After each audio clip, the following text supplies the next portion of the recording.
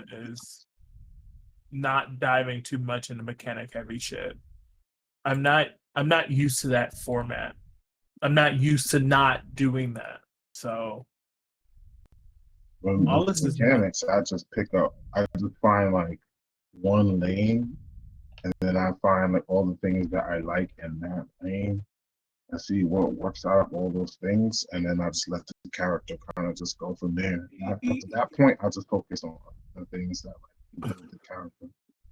yeah, and I'm in that realm. I'm still in that like MMO mindset is what stats work the best and not necessarily what class, what works, what better fits my character. And it's because I've never played first level, so all of it is like mechanic heavy. What do I want to start first?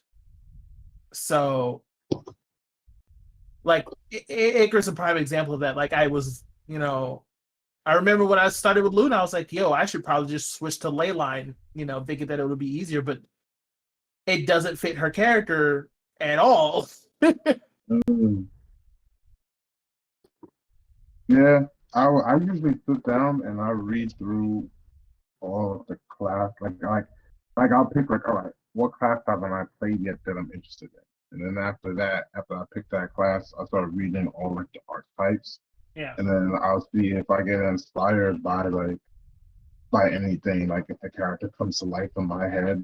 And if that doesn't happen, then I'll move on to the next class. Yeah. Because like sometimes I'll find a class that I want to play, but there's no character that really comes to mind. Or if the character does come to mind, they're kind of like 2-dimensional and focused, like something that's like typical. And I know I would get bored with that. So it's like situations like that. It's like, all right, it's not a perfect fit. Like I like the class, but I don't like the character that I would have to like. That's going to be generated playing that class. Mm-hmm. And then sometimes like I'll come across a class and the class is fun, but I got the dopest like character in mind for it. But I still won't play that scenario. Like it both has to like be sent out for me.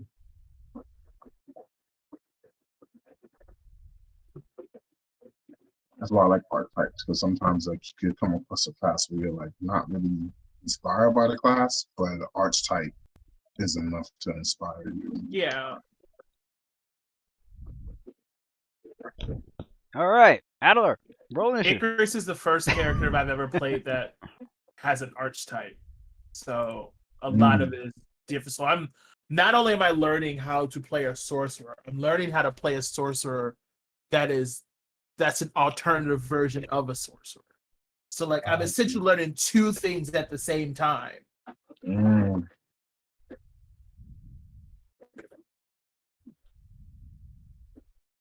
Icarus is like conversion thing too. What'd you say? Icarus is like a conversion thing that she does. She converts like I think the mic is basically too far from you. energy spells into a healing spell. That's cool as fuck. Yeah. Yo. Y'all ready to go? Adler, roll initiative. Are you kidding me? We have so much downtime things to do. Let me stop. Right. Y'all didn't do that already? What? No. A lot of Did that already. Really? Yeah. Can you guys hear me? Yeah, we can hear you. Okay. Yeah. Why the hell was it on the floor? Adler, roll initiative. Oh, that's lucky. Who? Oh. Sorry. So. Sorry, I'm late. Where were we? Who's rolling initiative? Stop playing with me right now. I said Adler. Roll initiative. Roll initiative. Adler, roll. I could have sworn I did before. Oh yeah, that's the last thing that happened. God damn, that's been that long. That is the last. What's this? There's a new toolbar. Yeah. No, I'm not seeing. No, you didn't. open No, my card. I don't think you rolled initiative. I don't see it. I don't see the roll. Try the new toolbar. What's the new? I'm afraid to press the button. I did. It just changed how the how the left side of the screen looks like. I didn't even touch it. I'm not trying to. Yeah, I touched it, but then I went back and reverted it back to the original. My man said, "I don't want no lag." I'm not trying to get bopped today. Listen. Damn, we ain't got no problems. We ain't got. Did I roll damage? I did. 7. I'll probably get the good dice this time. No, Adela just rolled a 3. He not using the new fucking toolbar though. Right. Should have used a new toolbar. You have a higher roll. Ooh, excuse me. That's toxic. Let me stop. This dice is trash no matter what you do. You gotta get the subscription to get the good dice. What? Let's find Diablo out. 4 came out already? That's crazy.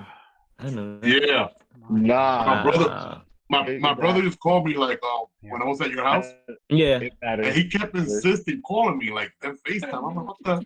When we were playing that game on the TV with your mom, Yeah. then I put on like FaceTime. I just tried to Seffi a little bit like, oh look, bro, say hello to Pican. Yeah. Oh shit. Okay. So So that's if he you- was showing you the game when you were Yeah.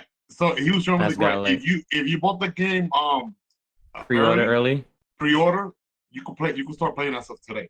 Oh, So my- Diablo 4? Yeah. So my brother, he ain't playing. What he did was he logged in today Mhm. to like reserve his name for his characters. So he went in with a bar, Character had a reservation. name, Necromancer. He already like claimed up names. Smart. He was even telling me, Lewis, go in and get Kratos for our variant. And I'm like, you know what? I'll be trolling because I never played the God of War game. So it's like, hey, I got Kratos. Suck it, fanboys. I never even played that game. Yeah, Right. do I never played that game. Here we go again. Do I buy it now? Should I I buy never it now? play this game. You know what? I never told him I was gonna buy it. Do I buy it now? That man. Would I be able to play it tomorrow if I buy it now?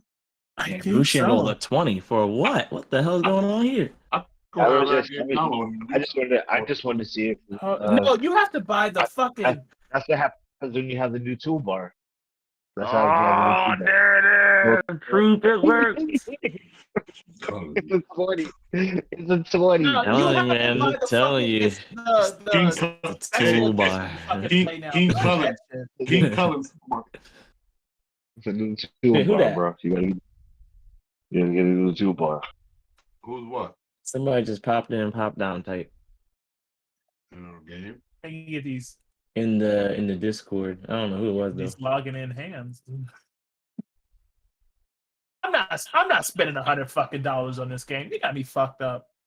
You want to spend $70? Yeah, What? you have to buy the special edition to play fucking early. No, fuck that. Oh, really? Oh, Yeah. man. Really? No thanks. I'll wait. Mhm. I'll wait. The $70 has already got me fucked up. That's higher than a 10. That's good. My man got that 60% freaking roll rate. Shit, I'm already right spending now. $70 on Final Fantasy 16. No, fuck that. I'm done. Damn. Diablo Yeah, 4 Mom. did not really change the game all that much. I'm No, really only buying it because I'm a it freaking. really did it. I'm a They did change freaking. it. It's like Diablo Immortal, which I never played. I hate that level synchronization stuff. Oh, they have that again? I hate it. Yeah, Model. I I don't- heard about it anyway. I heard it was a bad model. Like, It was. That's what they chose for Diablo 4. No, my No brother likes it. way. I know. Are you serious? It's literally the same thing. Yeah, when I never played Immortal, but when I was playing in the beta, like you could be level 20 and someone in your party like level 9, and the boss will like, for them, it'll be like, synchronized to their level. I'm like, man, no, there's no incentive for you like to. Right. It kind of like that basically means that let's say you grind the game out. Right. Somebody else who just starting can keep up with you. That's kind You of could be level 50, they could be level 30, I can keep up with you. The boss will hit me for less points. These motherfuckers are. Yeah, that's kind of weird. That I'm doesn't sound like I'm gonna play it for the lore, really. I'm right there with you. I'm I playing always for the lore love and the Diablo's lore. I'm playing for the lore and the cutscenes, which is awesome. Yeah. That's what I'm getting. I'll wait till you guys give your opinions on it before I buy it. Like this $70 tag. I'm gonna get it because that's the only like RPG that my brother plays. Period. So I'm gonna get it just to play with my brother.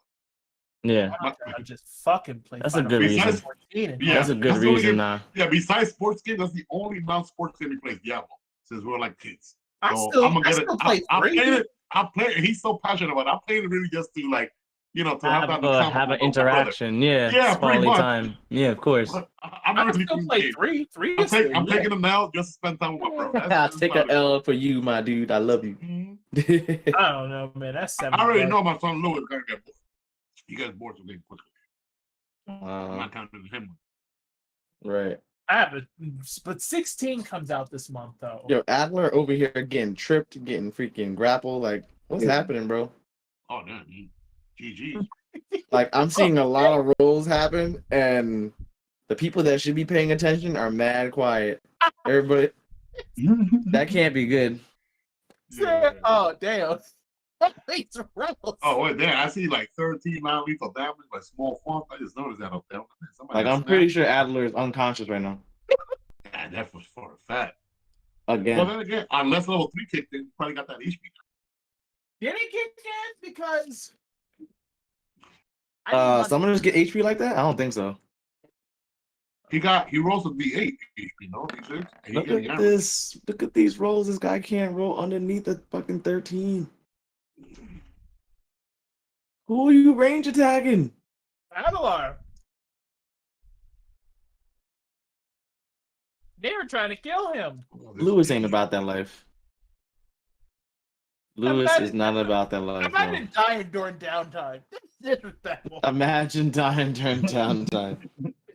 I mean, I think what's name almost died during downtime too. Johan or Claudius, someone almost died during downtime. So, are you taking a shit? That wasn't even downtime. He didn't know that was part of the actual RP. He didn't die. That dude did not even get touched. Oh, they tried. They tried. That dude had like 20 buffs and contingency going. I would hope so, because he could take Claudius could be like dead asleep, knocked out, and you try to backstab or whatever, and you'll probably kill yourself trying to backstab. And you'll probably kill yourself. My dude. Guys know that's true. That dude got contingencies, like you'll blow yourself up trying to kill him while he's sleeping. He'll wake up. I can't wait to get my hands on that spell, bro. That's a level 6 spell, bro. I saw that spell and I was like, this spell alone probably makes fucking evocation godlike. What spell? Backbiter or different spell? Contingency. Oh, contingency? Yeah, I like it. That's It rarely came to play though. I never really got to use it as much. I think the only time really? we saw it Wow, that's crazy. At during the last chapter. She used contingency. Yeah, it kind of makes sense. I mean, we're fighting the Archdemon Prince, like the Mega Boss of the entire game. That was the only time that you saw his stuff like that. Before that, it was chill mode. You're basically whatever the party needed. What? You guys need +5 weapon? Boom. Sign them. Here's a whole bunch of main bullets. Go to town. Kill everybody. Ooh, I put the last bullet in the Yo, you know that if we were to play at level 21, you know that's what you could do with Sino now, right? What? He could make his entire bullets main bullets. Like his whole if you got like hundreds of them, he could make all the main bullets, let's say outsiders. That means every shot he takes is, crit. Name bullet is an auto crit, right? Yep. That's nasty. Yeah, man. Wait, does any spellcaster in this party get that name bullet? Because that would make Lucian a god also. Let me check. The witch get that? I don't know if witch get that. I'm about to look. Hold on. It's a good question. I think Inquisitors gets it. It's not just on bullets. It works on arrows too. Right. I do get it. Oh yeah. I think Inquisitors get it though. Also. It's a level 4 spell. Oh yeah. Witch get it. Witch, Ranger, Inquisitor gets it too. Inquisitor also, yeah. And Ranger through. Yeah, that spell is godlike. Oh, Inquisitor get the greater version also, level 6. Inquisitor, Ranger 4, and Wizard 6 and Witch 6. Yeah. It crits and it does extra damage per cast. God damn. Listen, Lucian. That's a divination spell? Interesting. Divination, yeah. I really can't. I need you to understand. My diviner son might have to you're gonna be on that one. Well, later levels. Like, you gonna be good. My Tuesday character. I know. I already know. I wanted to fuck around with the blunder. I kind of wanted to grab the blunderbuss now. Oh yeah, you're playing diviner. Yeah, your diviner will be able to cast that spell too. All right. Yeah. It's one of your prepare spells, extra bonus. What is happening over here, bro? Adler. This is the craziest off-panel situation ever. We're gonna be a hostage Were you a situation. musket Hostage. master? Is Zyno a musket master? Or No, no? he's He's just straight gunslinger. gun. No archetype, no nothing. Mm, He is 1 to 20 gunslinger. got you. Adler. So, as we last left Okay. off, he was in the situation where he was being jumped by Cullen and his gang. He is being held in a grapple by one of them, aided by the other, who had let go to like sweep Adler right off his feet, drop him on his back while Cullen pummels him again in the face. Mm. And You then need to go shit. the fourth guy had came over and locked his stare Oh. upon Adler, who feels this Oh no. who feels like this strange pull towards his eyes. And he feels his mind slipping away even further. And then he hears the click of a crossbow bolt as a bolt hits him in the shoulder. Damn, again, man, that's messed up. Dishonorable. And and one of the guys looks at him. He's like, "Mervyn, the hell!" Mervyn's just like with his cold stare looks over at the guy that the guy that had just yelled at him. And he's like, "Would this not be quicker? Let's just get this over with. It's not what Cullen wants. I know he really does." And Cullen gets up, puffs his chest out, looks over at Mervyn, and he's like, "This next fist should be for your face. I didn't say that we should get this done like this." And Mervyn's like, You sound angry. "Doesn't matter. Mm. Look at him. Who's going to care about this guy? From what we've known, he's been running out of that monastery and just babbling all over the place. He probably was taken in by those out of pity. They don't seem to be his friends. He just happened to go along with them." What? This is every non-name villain line ever. Oh, shit. So Cullen looks over and he's like,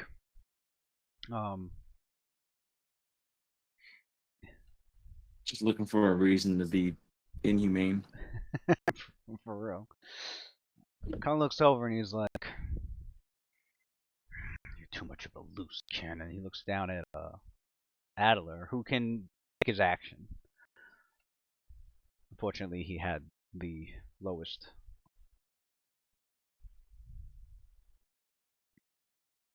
But he's currently Unfortunately on the or ground. fortunately? I said unfortunately. He's Oh, prone shit. on the ground and is being grappled. So Alice says, "You should have sued for peace." And then he spits some blood from his cut cheek on the inside of his mouth, inside the floor. "You should have reached for peace. I know you sought to harm an ambassador, but I'm so much more than just that. I am the embassy. So now you've incited war. Peace can still be achieved, but it will require a piece of yourselves. I would probably choose the least painful way, but it will require pain. It's the only way that she'll ever seek peace with any of you.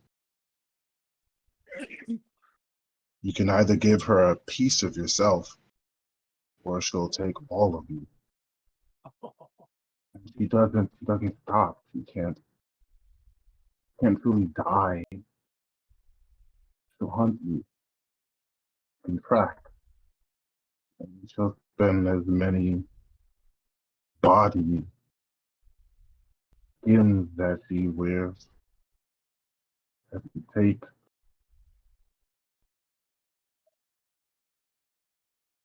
You'll grow old and you'll make a mistake. She'll just keep evolving and getting better at killing just you. Pick something you don't need, like a pinky toe.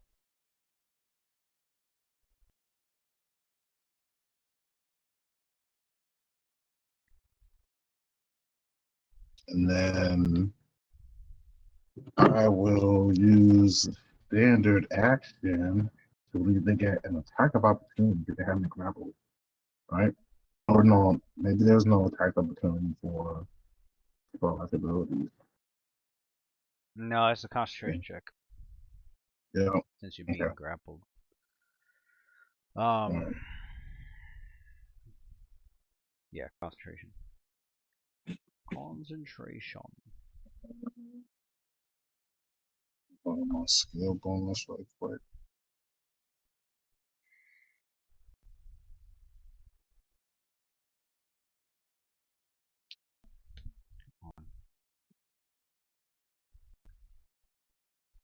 There we go. Whoops, whoops, whoops, whoops.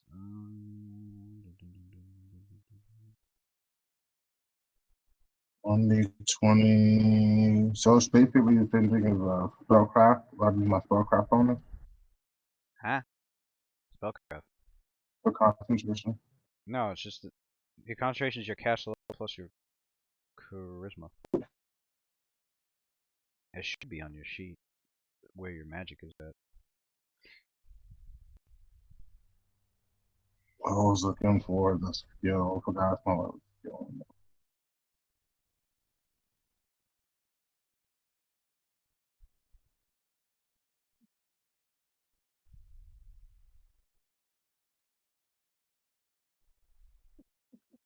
Okay.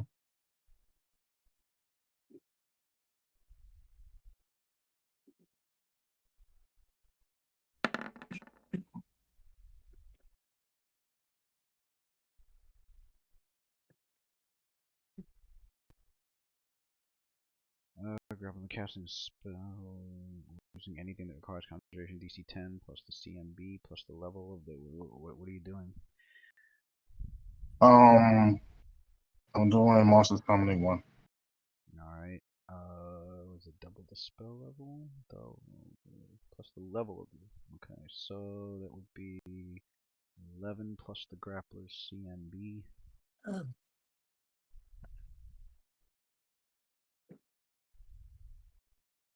CMB.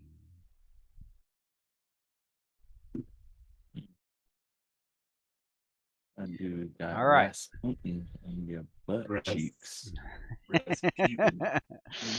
I was thinking the same thing too. They were listening to you for a while, confused, and then Well, that was an intimidation check too. Oh shit! Hello. that was intimidate. It's a standard action to intimidate. That's That was standard action. Okay, I'll wait then. I'll do that next though. or longer. I mean, it depends on the intimidation. So yeah, they heard you talk for a while, and then they look confused, and then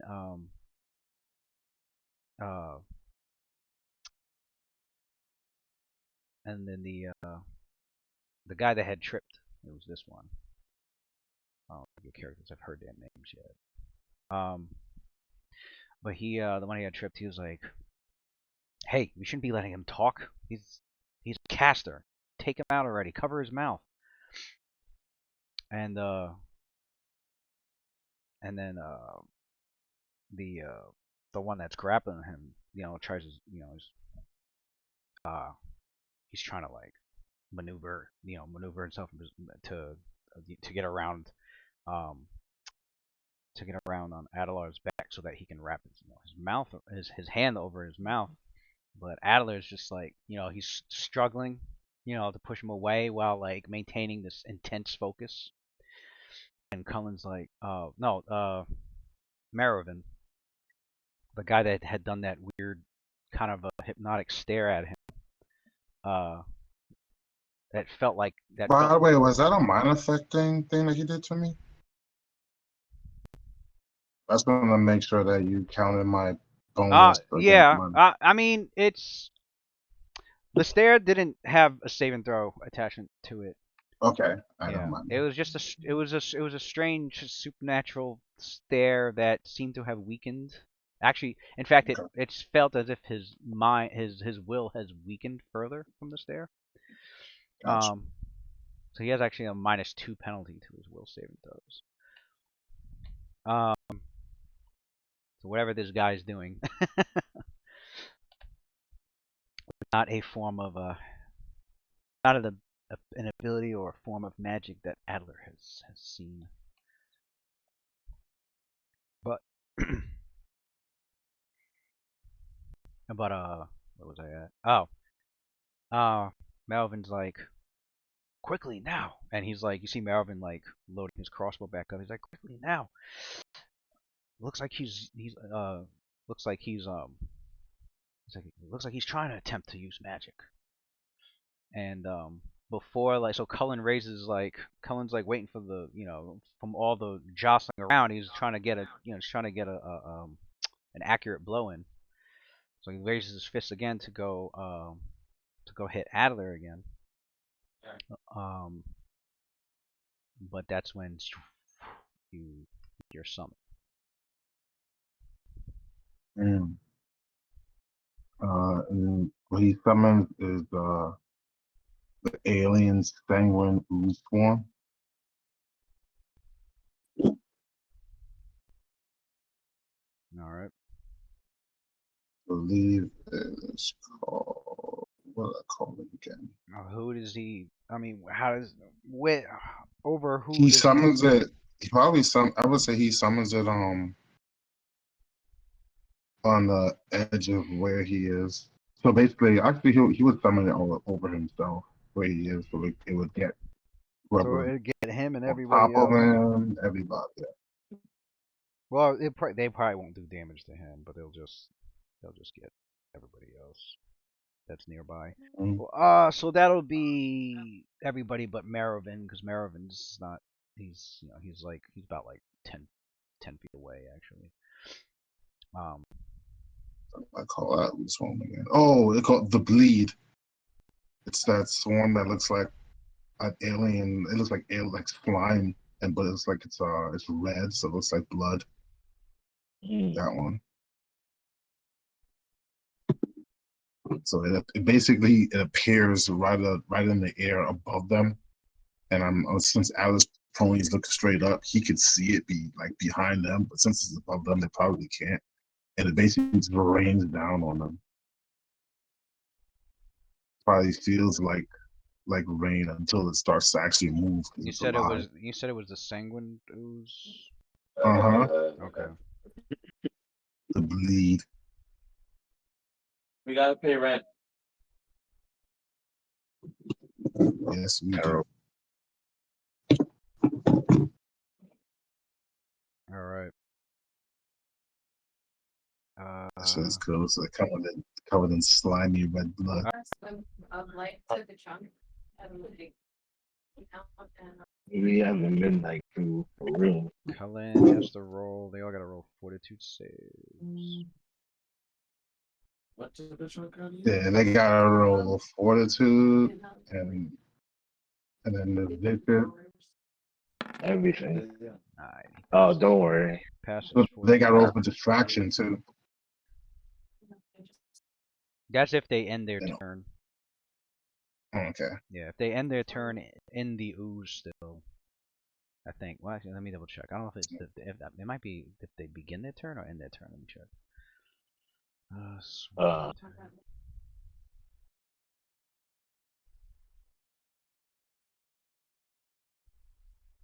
Whenever that begin. Oh yeah, it's when they begin their turn. Okay.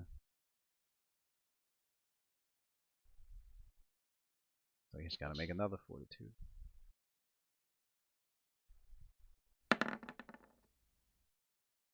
Yeah. Well, he's nauseated. Yes, Cullen got it. Yeah. Kellen takes he backs away out.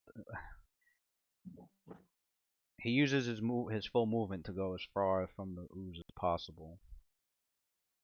And So he, as so and I think he's reeling from like the swarms being in his mouth, and he's like trying to wipe them off his body. And Todrick's got to make 2 fortitudes. I guess if they fail the one that's for the vicious, then they suffer. Then they have to roll the euphoric slime one. What's the first fortitude for?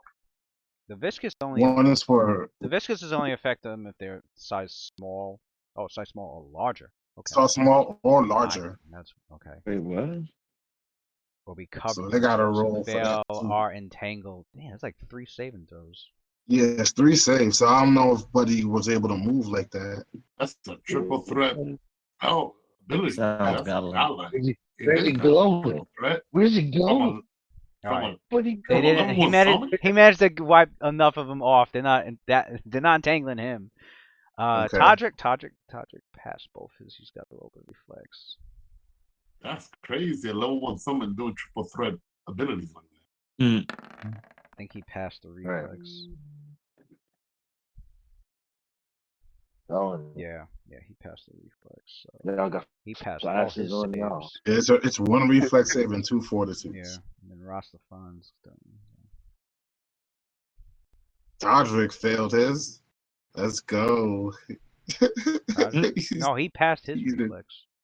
Oh, he passes? Yeah. Okay. I didn't put the about modifiers in his there. I'm 2 just rolling the fortitudes? dice. He passes 2 fortitudes. Oh, okay. I have it marked up here, up above.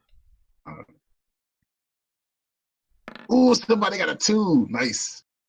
Yeah. Nice. And a 9. Nice. You catch it right, boy. I don't know Alright. which one is which, but Okay, so Rastafan.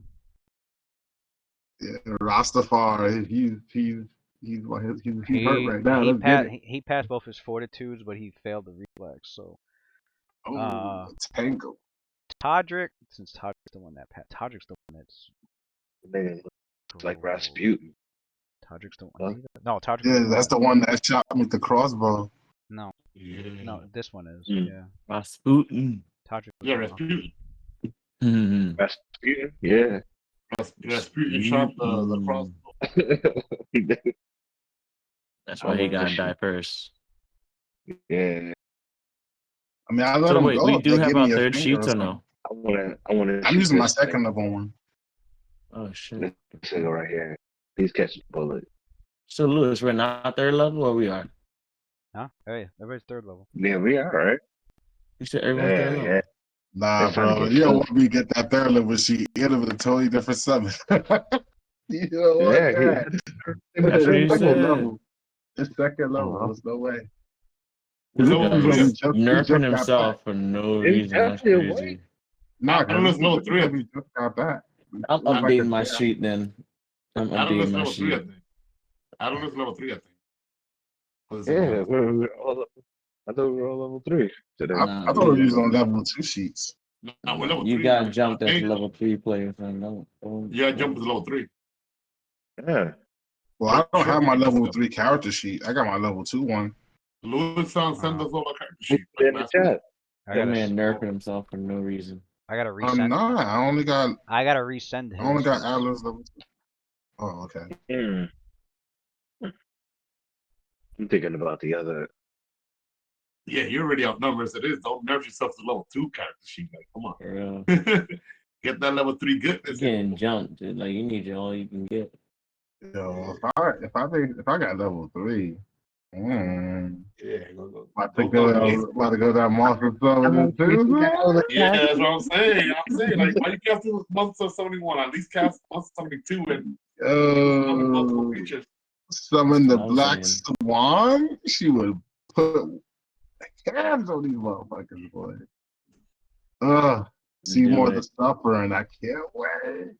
Yo, 3 more is dope, yo. Yeah, Rasputin trying to peck that at you, man.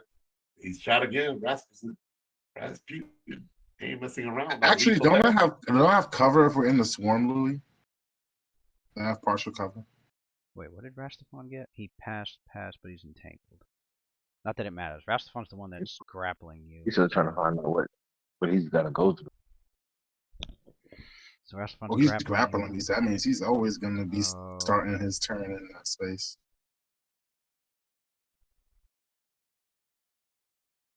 I'll take it. Jesus Christ, can I But then get... 8. Now I'm rolling low tonight. I am getting jumped. I think Digidice is just trying to even the odds here. Right. I get hot by About like time, son. 4 About time. people. It's 4v1. I mean, It's about fucking time. Alright, so you had 15 lethal with 4 non-lethal. Meaning you've only got pretty much, I think, what, 3 or 4 points left. Another solid hit.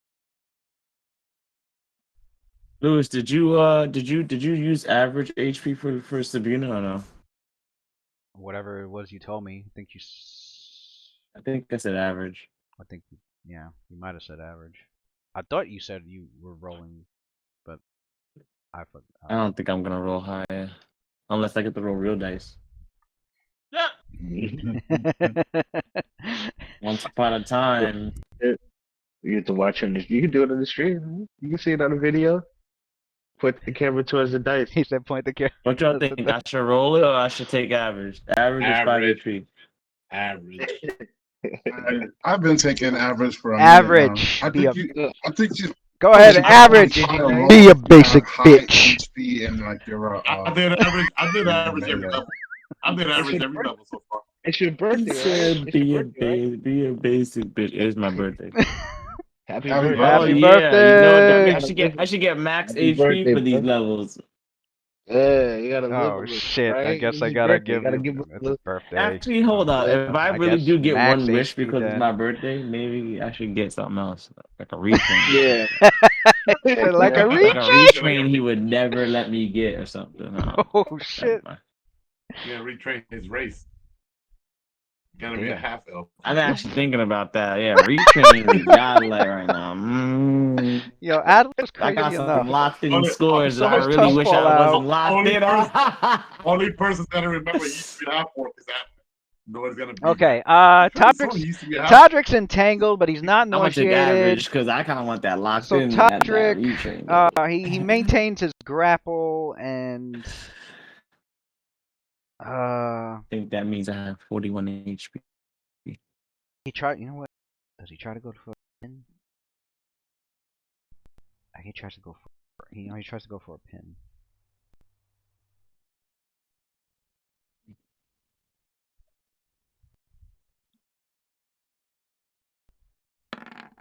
And a pin it is, because he gets an additional +5 And on top of his normal bonus. So, yeah. Adler's now pinned. Merovin took another shot happening? and like hit him like across his, hit his foot with the bolt. Took the 2 damage from that. Rastafan, when I rolled for him, he passed his. Oh no, wait, I already rolled for him. There's Todrick. I rolled for the wrong guy. That's supposed to say Rastafan pin. Todrick already. Okay, Todrick tried to attack you with his Grisarm, but the flat end of it, but missed.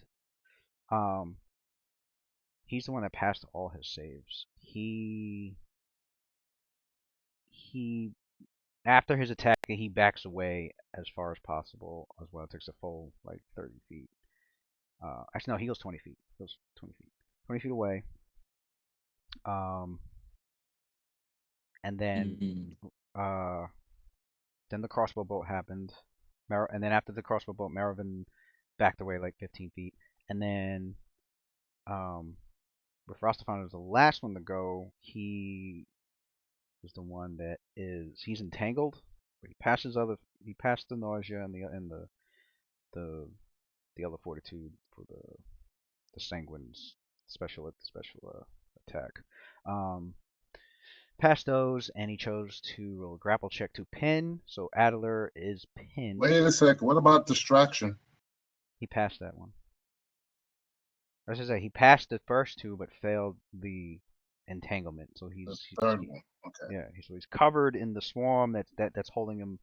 You know, it's all sticky and restricting his movements. Not that it matters, because he chose to stay and pin you. Mhm.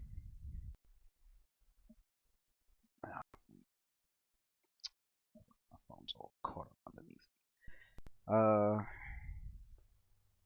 Pinned. Oh, and he took 1 point of damage. Yeah, he did take he took 1 point of damage. In the swarm. So it's like slowly getting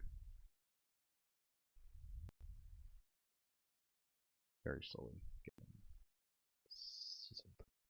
No. A pinned creature is Right. tightly bound and can take few actions. Cannot move, and you are denied your dexterity bonus completely. You also take an additional -4 penalty to the armor class. The actions you can take is either attempting to free yourself via combat maneuver check or an escape artist check. You can do verbal and mental actions, but cannot cast any spells that require somatic or material component. If you attempt to cast, it's the same thing. Or use a spell-like ability. It's the same situation. You have to make a concentration check. Okay. So it's a more severe version of being grappled. Mhm. You're up.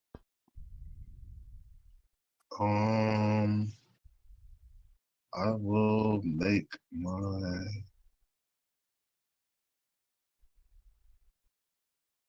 my check for my intimidation. Who are you? Are you? I guess are you demoralizing somebody? Mm-hmm. Who? The dude grappling me. All right, make an intimidate check.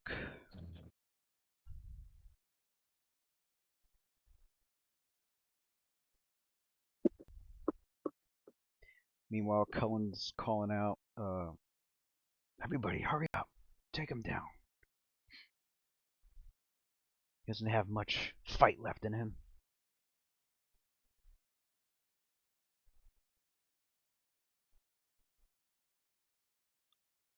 And then you hear Todrick go, yeah. He's like, yeah. Let's take him out. There's nobody going to be around to help him out. Man, you hear these guys? Right? Like Reckless somebody. right They now. sound Somebody's crazy, son.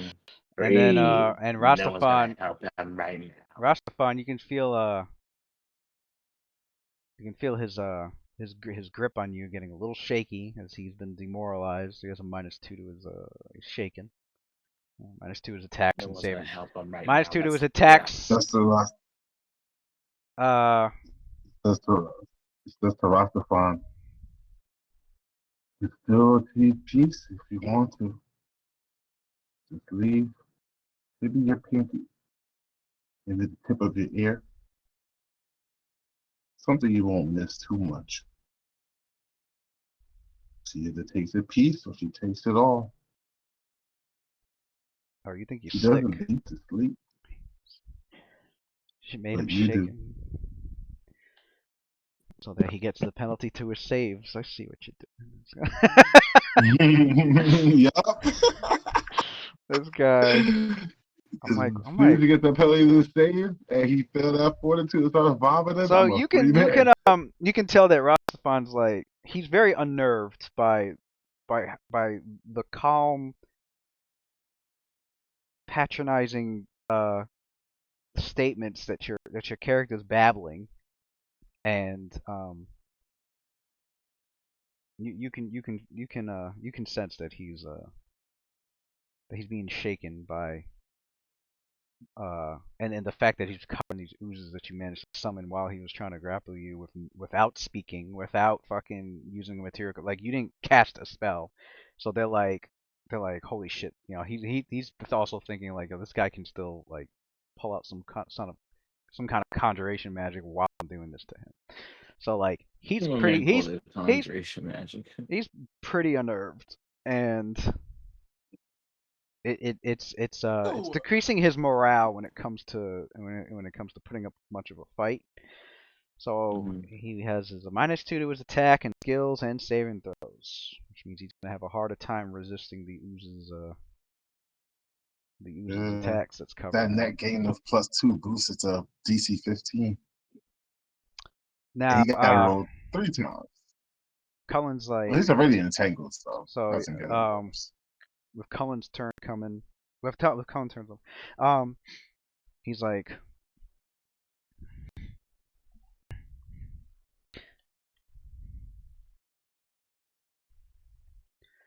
Cullen's like, I wouldn't worry about the rest of them. He's like, they're just nobodies here in this town. Especially that, he's like, wow, this guy is talking crazy. He's like, the only one that seems a little, he's like, the only one we don't know much about. Oh no, Todrick goes, he's like, yeah, the only one we don't know much about is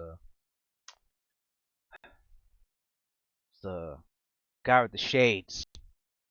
Didn't we see him perform a couple nights ago? This nigga is disrespecting me.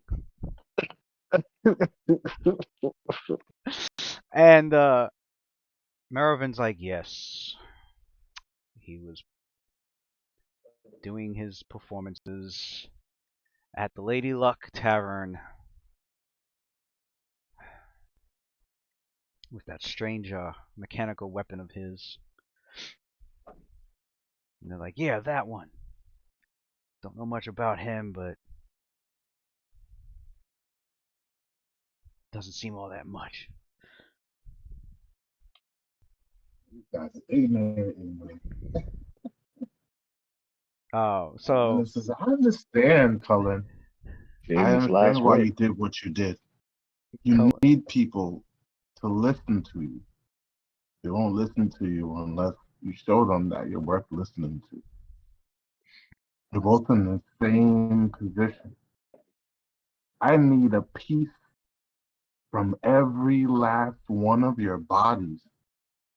Because if I don't get that, she won't listen to me. But Cullen, and unlike your friend Cullen, he's not going to stop coming after each and every one of you. And I need her. As you're speaking, he grabs a nearby empty barrel, and he starts to take his steps towards Adelar. And he's like, hold him still. It's time to shut him up. Oh, so that means he walked back into the swarm then? No, he's gonna throw the barrel. He's not going into the swarm. He's just getting closer. He's getting close enough. Yeah, he doesn't want the ranged attack penalty, so he's trying to get close enough to throw the barrel. It's an improvised. I guess he has precise shot then, because I'm still in melee with his boy. It's true, but you have no dex to your AC and -4 to AC, so it kind of balances out for him. Oh, can he attack through the swarm without it considered a cover? Yeah. Okay. Yeah, swarms don't provide cover. All right. So he's like, he lifts it up and he's like, and then you hear a very familiar voice, and because you look over to a nearby I mean, you could see Adler is like, as he's talking, like he notices he doesn't know if it was in his head or not. It's hard for him to tell, but he could have swore he saw some shadowy figures moving along the rooftops. 2, 3, maybe 4 of them, and then he's looking around. He sees one coming silently around the corner of a nearby building, hidden in the darkness of the street. Is that Rock? Yeah.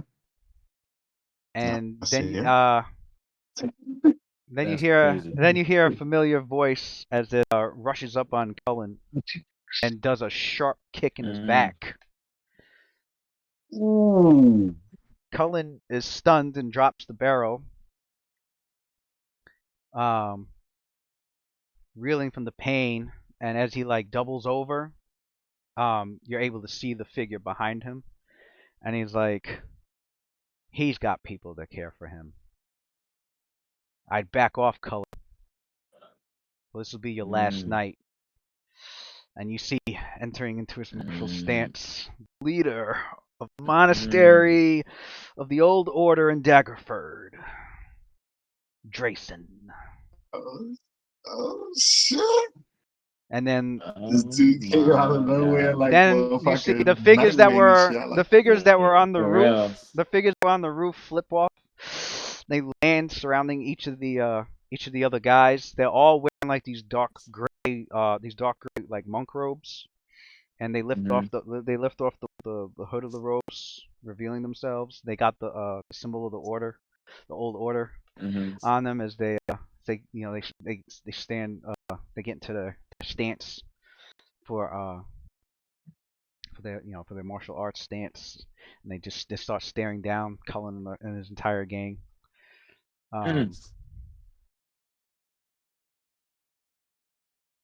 Cullen no so all the Cullen and his gang they stop. They're looking around. They're like, ooh. You can tell on their faces that each of them realize that the monks of the old order is definitely not a group they want to mess with. And Cullen, Time to piss you out. you hear Mervyn go, why can't you monks do what you do best in Daggerford and mind your own business? Cullen's like, Mervyn. What the fuck up? And Todrick's like, it's like, Mervyn, Cullen's right. If the monks are going to let us back out of this, then we need to take this. And Trayson's like, very wise.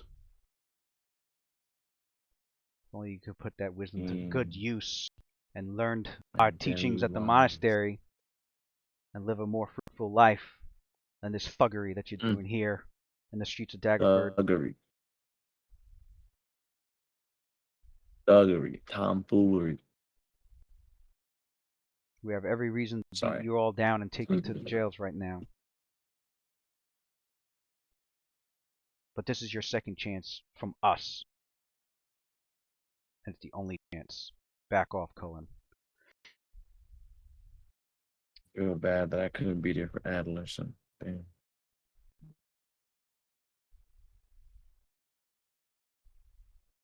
This is Drayson. Oh shit! Yo, Drayson kind of reminds me of fucking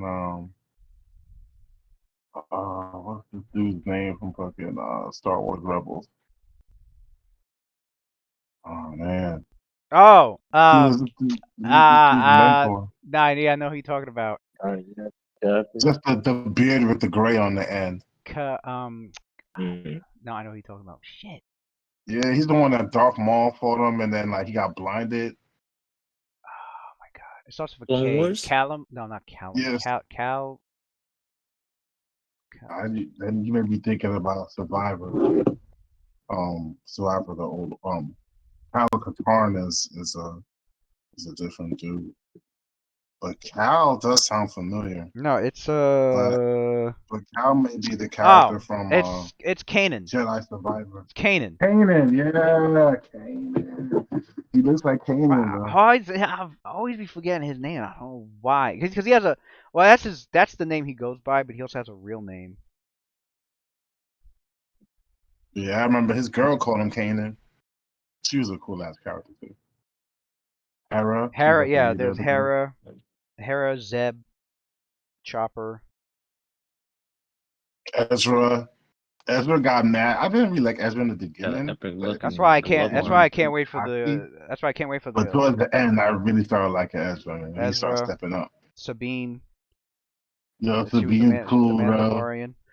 That's why I can't wait for the Ahsoka show because all those characters are supposed to be in there. So live You get to action. find out what happened to Ezra.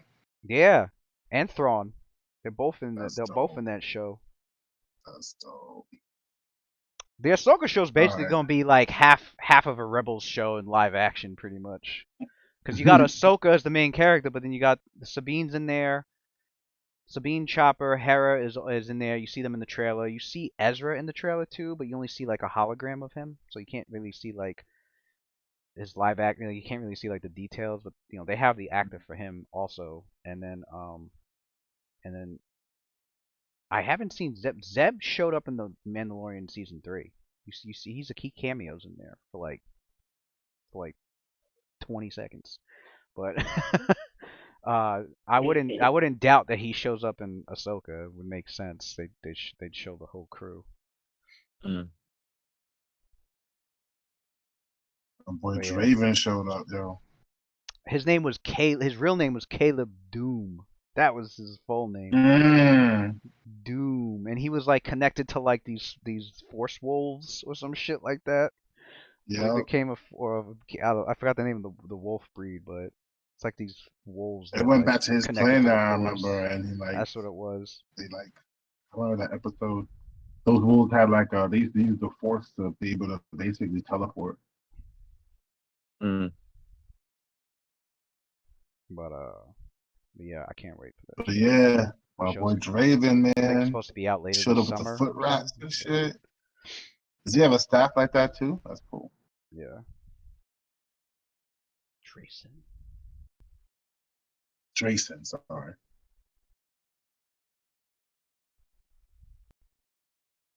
Drayson. So they back off and they let him go. And Rastafan was all too very eager to escape the fucking swarm as the swarm slowly tries to like continue their assault. Mm. I let the swarm basically Run its kind of coalesce on Adler, so it kind of sort of looks like the Carnage symbiote. Oh shit. Oh, they're red. Yeah. Pretty cool. So Trayson watches as they leave, and then turns to Adler and rushes over to him. Adler, finally. Glad we got here on time. You look pretty wounded. You should come back to the monastery with us and let us take care of that. You didn't react, Jason. See? You see the bleed? Your voice going in and out. Yeah.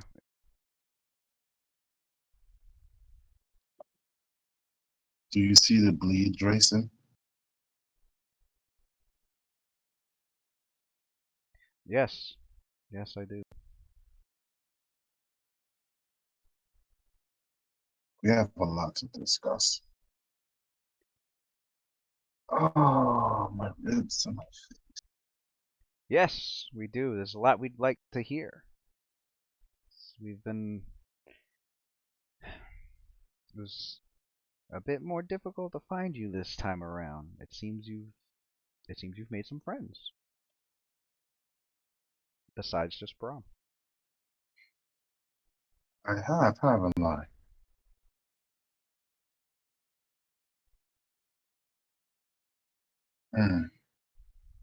You know, I still think that Cullen's a good friend too.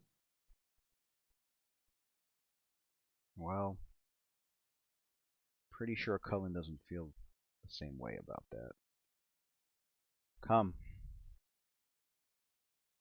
At least spend the night back at the monastery. Yeah, let's do that. I want some place soft. Everything hurts. So they take you I have to back. think of what to tell. They lead you back. Starts to nightfall. Is it's deep into it's later into the night.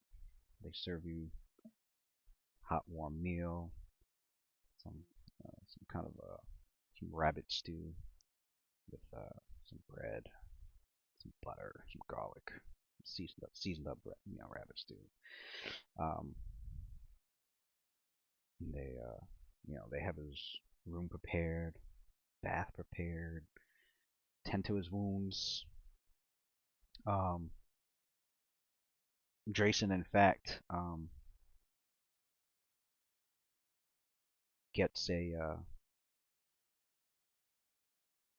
gets one of his a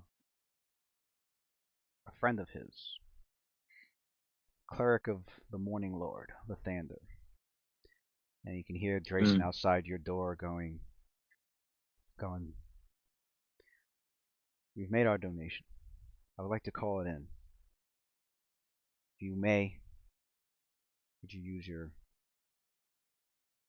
blessings of the Morning Lord to heal his wounds?" His friend nods. She's like, "Of course, Jason." He comes in, and he's wearing like these splendorous looking Lathander robes, and he calls forth some divine magic as they heal your lethal wounds fully. Gets that taken care of.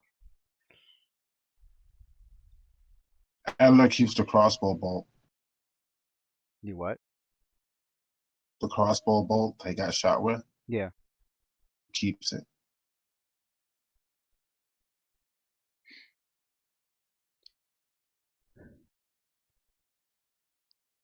So after the wounds were healed and he got his bath, that was when like they brought him over to a quiet the eatery of the monastery, part of the monastery where they sit down at the wooden tables and partake of their meal. It's quiet in there. It's just you and Drayson. The rest of the monks go about their duties, and then Drayson had told a couple of the monks some things to attend to before retiring for the night, and then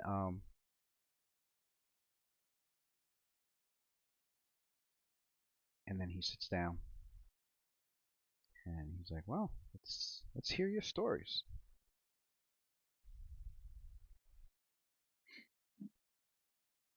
Well, I've met some interesting people. I've met a girl who loves bugs, and she lives with something. It's like I live with something, and she handles it well. She has the funniest laugh. And she's also a wielder of magic, a spellcaster. We have a great many things in common. Her sister is interesting and brave and strong. There's something about her that is different. She makes me want to see where she ends up in this reality. And then there's a man, always wears shades and refuses magical healing. He's aloof, different.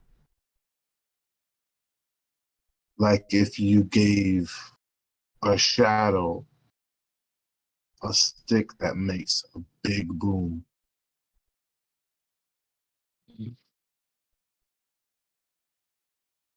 And then there's Rothgar. You've met him before. You've seen him around this place before. You must have.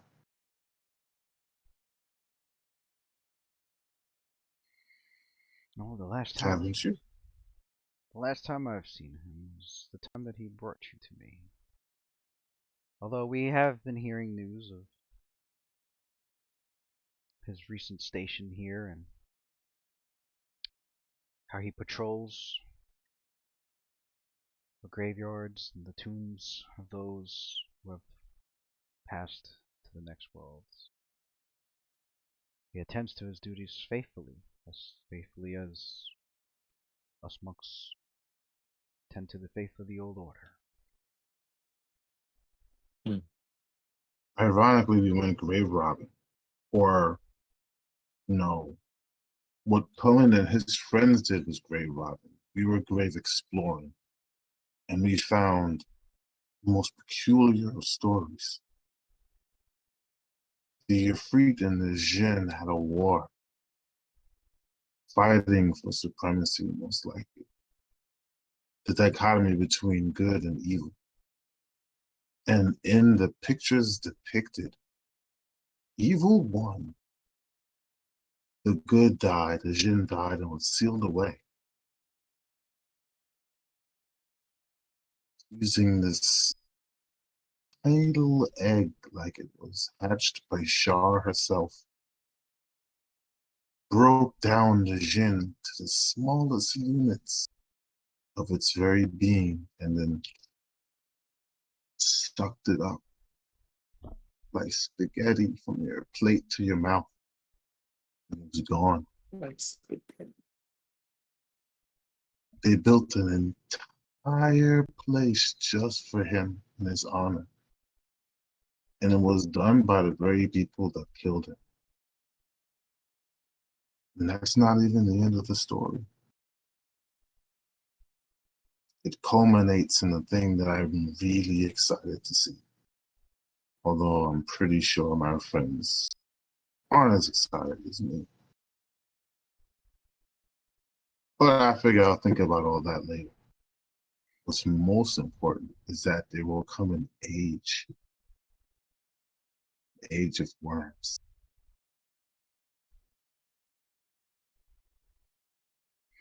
I'm still trying to figure out what that means though, so but it sounds fun. It's fun. And as you go through the evening, telling him uh, telling him the stories, he asks questions.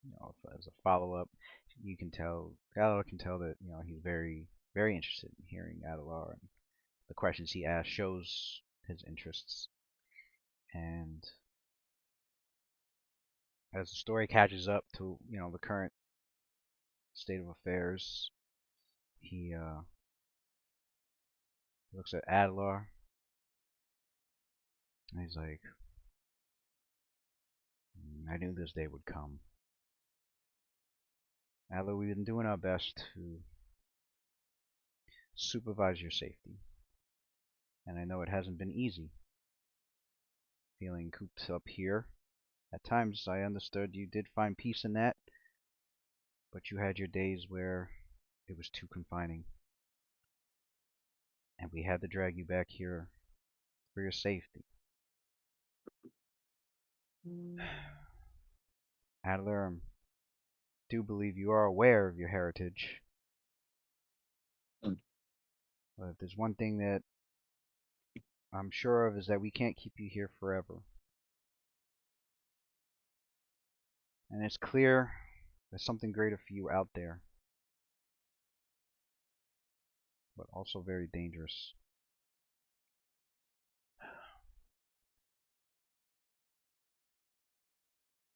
There's a promise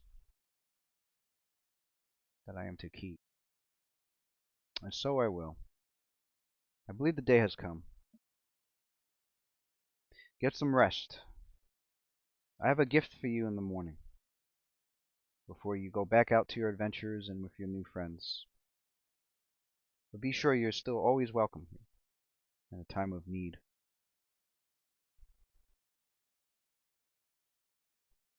Thank you,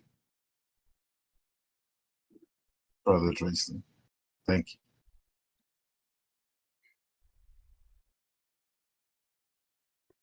They said it's that maturity from out of learning. Coming on his own. And as you awaken in the morning and get yourself prepared, you, for some reason, realize that you didn't have to struggle to get to sleep or stay asleep. Almost as if there was a new beginning.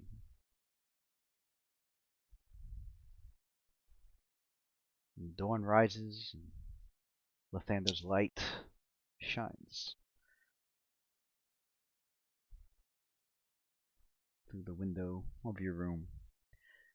And Drayson enters and he holds very carefully, as if he was holding an egg. He holds in his hands what appears to be sort of medallion. Another strange silver necklace that bears a golden sun symbol with a small king's tear gem in its center.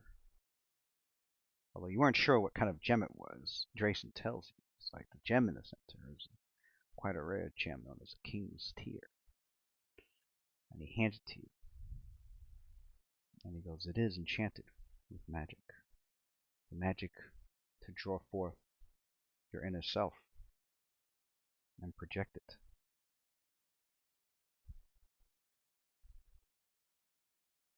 To draw forth my inner self. He's like, "This belonged to your father, Llewellyn.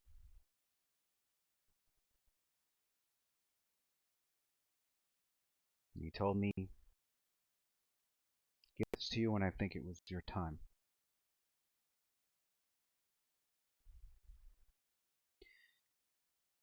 Do you think that Balabar will recognize it around my neck when he sees me? No, you would not have to worry about that. Apparently Llewellyn said this was specially made for you and you only. There's a deeper magic, he says, but he would not kept that private. He would not tell me what. And he said, one day you'll figure it out. Or it will happen to you. Whatever came first. It was a very mysterious way he put it, but I did not pry.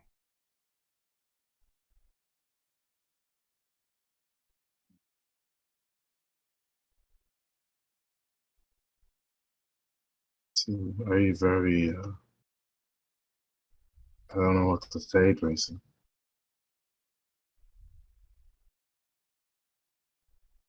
But I know what to do. And then he looks over and he holds his hand up with the necklace in it. And he calls for Silly's on third of the character sheets, right? Oh yeah. Alright. So he calls there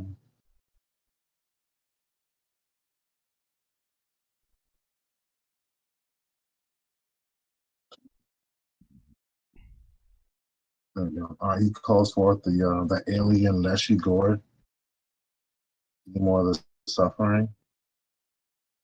And the reason why is because the Leshy Gord has like a compartment that it could hold one item.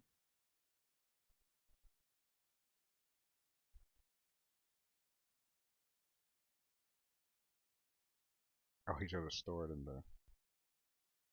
Mm-hmm. Stores it in the Leshy Gord. Then summons it. Drayson seemed slightly taken aback, but he doesn't show too much of a surprise on his face, as if he's already aware of the kind of magic that you use. Although he's still a little, still a little stunned at the sudden appearance of this creature. And he goes, "Ah, see you're storing it. You do not wish to wear it as of yet? Not yet, but soon. For now, I don't know. I don't think I've seen the last of color.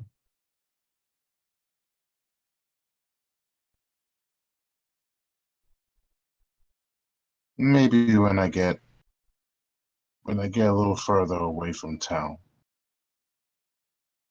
Yeah. Maybe when I'm around my friends again. But I'd be very sad to have to hunt them down. And who knows, maybe they would have sold it by then. They can sneak up on me once, they can sneak up on me again. So figure out store it for now. I see. Well then. I will see you on your way out. And as you make your way, exiting the walls of the compound, you see some of the monks tending to some gardens and some where they grow produce and herbs, various medicinal plants as well. You see a couple of monks calling out, "Hey, no, get back here! Ah, not again with her!" Drayson stops, turns, and you see a humanoid person with the wearing the wearing a light robe, one that can catch, one that the kind of robe one would wear, like a summer kind of robe, to make to make it more what's the word, more ventilated for the body, since it's summertime. And you see rather interesting character making her, at least you think it's a her. The features seem feminine yet also androgynous. You're not exactly sure, but she comes towards you, and I think one of the monks tries to like coax her to stop, and Drayson's like, "Ah,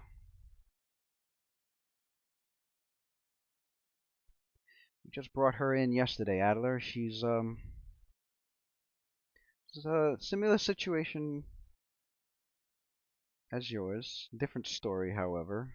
This here is," and before he can even say, who she is, she catches up, and the first thing you notice is she's clearly not human. Well, she appears human, but unlike other humans, her skin appears to be golden skinned. She has no her head completely. It's not even like clean shaven. There's just no. It's just bald. There's no hair at all. No hair follicles. Yeah. And she has these sharp emerald green eyes. And she's like, "Ah." And her voice sounds, sounds feminine as well. She goes, "Ah. I get to see you before you leave." And she like takes you by your hand, and she stares into your eyes with hers, and she's like, "Yes, you're touched as am I." And they're like, "All right, come on, let's get back now." And Drayson holds up a hand to the orderlies, and he's like, "No." And he like steps back to like let her continue talking. And she's like, "I'm glad your wounds were healed, and I'm glad some of the fuzziness may be gone. Yes, mine's still fuzzy, very fuzzy." And she like pauses, she hesitates. She's like, I There's something I have to do, but I don't know what it is. I'm supposed to find something or someone. And then then she smiles brightly again, and she's like, ah, "Is your name Adler? It's Adler, right?" It is. It is. And she's like, and she goes, "Good, Adler. I'm going to remember that one. I think I had a dream about you, or maybe I thought I had a dream because they talked about you. I saw you through the window when you got back. You didn't look too good, but you also seemed very much alive. Oh, does that make sense?" Yes. Ah, okay, good. Well, I hope we meet again, Adler. They're gonna take care of me here, and like, well, and you notice her back, it kind of seemed to move slightly, behind her shoulders, and as if there was something back there, and her clothing had propped up, and she put her arms on. She's like, ah, those are always getting in the way. Sorry. Anyway, I do hope we meet again. And oh, I didn't tell you my name. My name is Addie.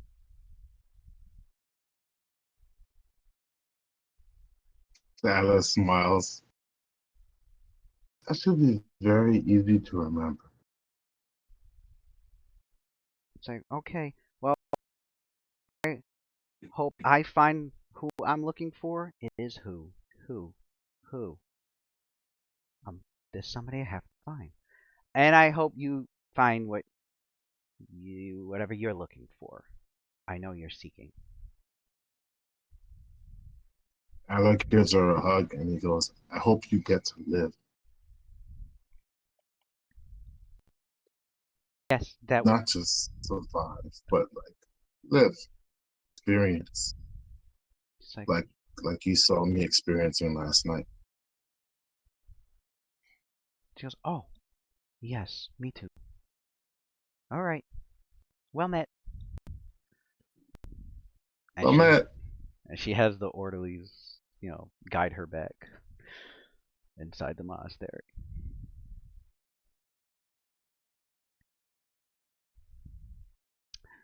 You have a great place here, Jason. I always thought so, even though I heard the townspeople saying other things. But don't let that discourage you.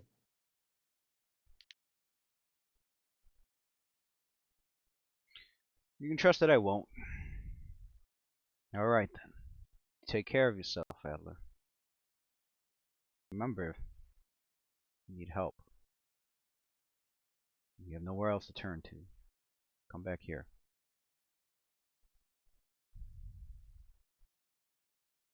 I'll always come back here.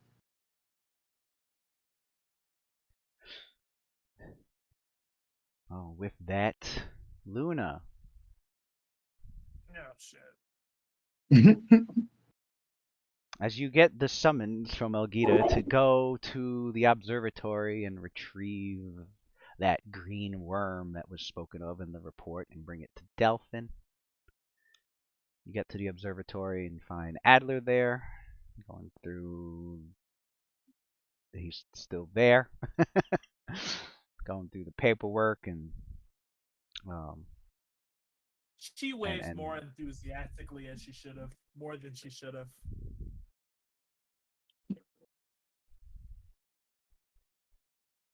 Hello, Luna. How are you? She is gripping a relatively large notebook. And she goes, I'm here on a mission, and it's to retrieve the worm because my captain asked for it. Why? I don't know, but you can tell that like there's something else on her mind, so she's trying to like diverge from that to like really focus on what she's here to do. So she sounds really awkward about it. But yeah, that's what I'm here to do. I'm here to retrieve the worm. So Adler folds his arms and he tilts his head and goes, "No, it's not your captain's worm. No one wanted the worm but me. It's my worm."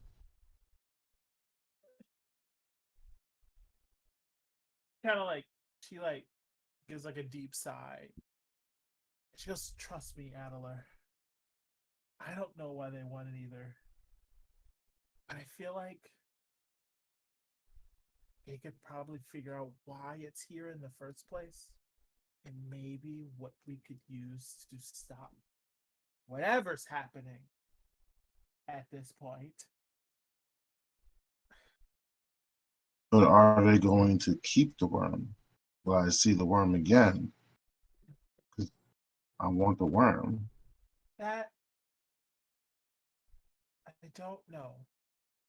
I guess why don't you come with me where you can ask? As long as I get the worm there, if that means bringing you there, that would because I actually want to know too. Because feel like Okay. we should keep it too. Yeah, let's go ask them. I'll go get it. So Adler goes, he gets the display case with the worm in it. So you go to a famous place in town known as Delphin's Tower, situated at the northern end of Daggerford, where Delphin, a very highly respected wizard and sage, and a tutor to many apprentices, resides. And as you get there, the door actually opens, and out steps forth a man in his late middle ages with a thick, decorated, well-groomed brown beard, dark eyes, but he's got this very wise, scholarly look to his facial features. Indeed, you get an air of his of like this well-mannered professionalism about him. Mm. Which scares Luna because he's ready. He looks like he's ready to scold her. And as he steps out, he sees the two of you walking up, and he's like, "Oh, visitors! Haha! Welcome, welcome. I wasn't expecting any." Hi. I'm here with my friend Adler, and we were requested to bring this worm that we found while adventuring, and we were told that it might be very important to research, and we are bringing it to you, and I'm sure we'll come with more questions because we did find it and we want to know what's the significance of it as well. And I want to keep it because it's my worm. Oh yeah. Oh yeah. Adler wants to keep it. She like gives a nervous laughing. There he is, Delphin Underbar. And he goes, I do apologize.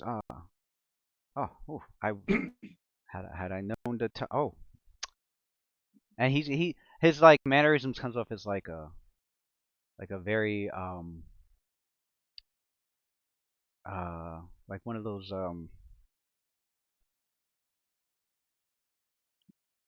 like a warm, he's got like that warm-hearted teacher kind of a personality. Okay. Um I know what you mean. Like, have you ever seen Spy X Family?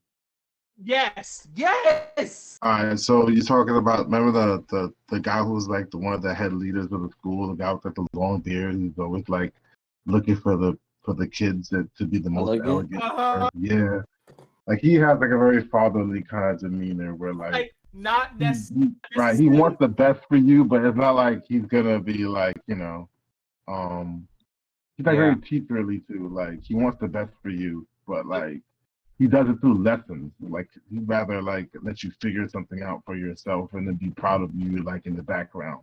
What I call it is like not necessarily first name basis teacher, but like enough to know that you can trust to go to.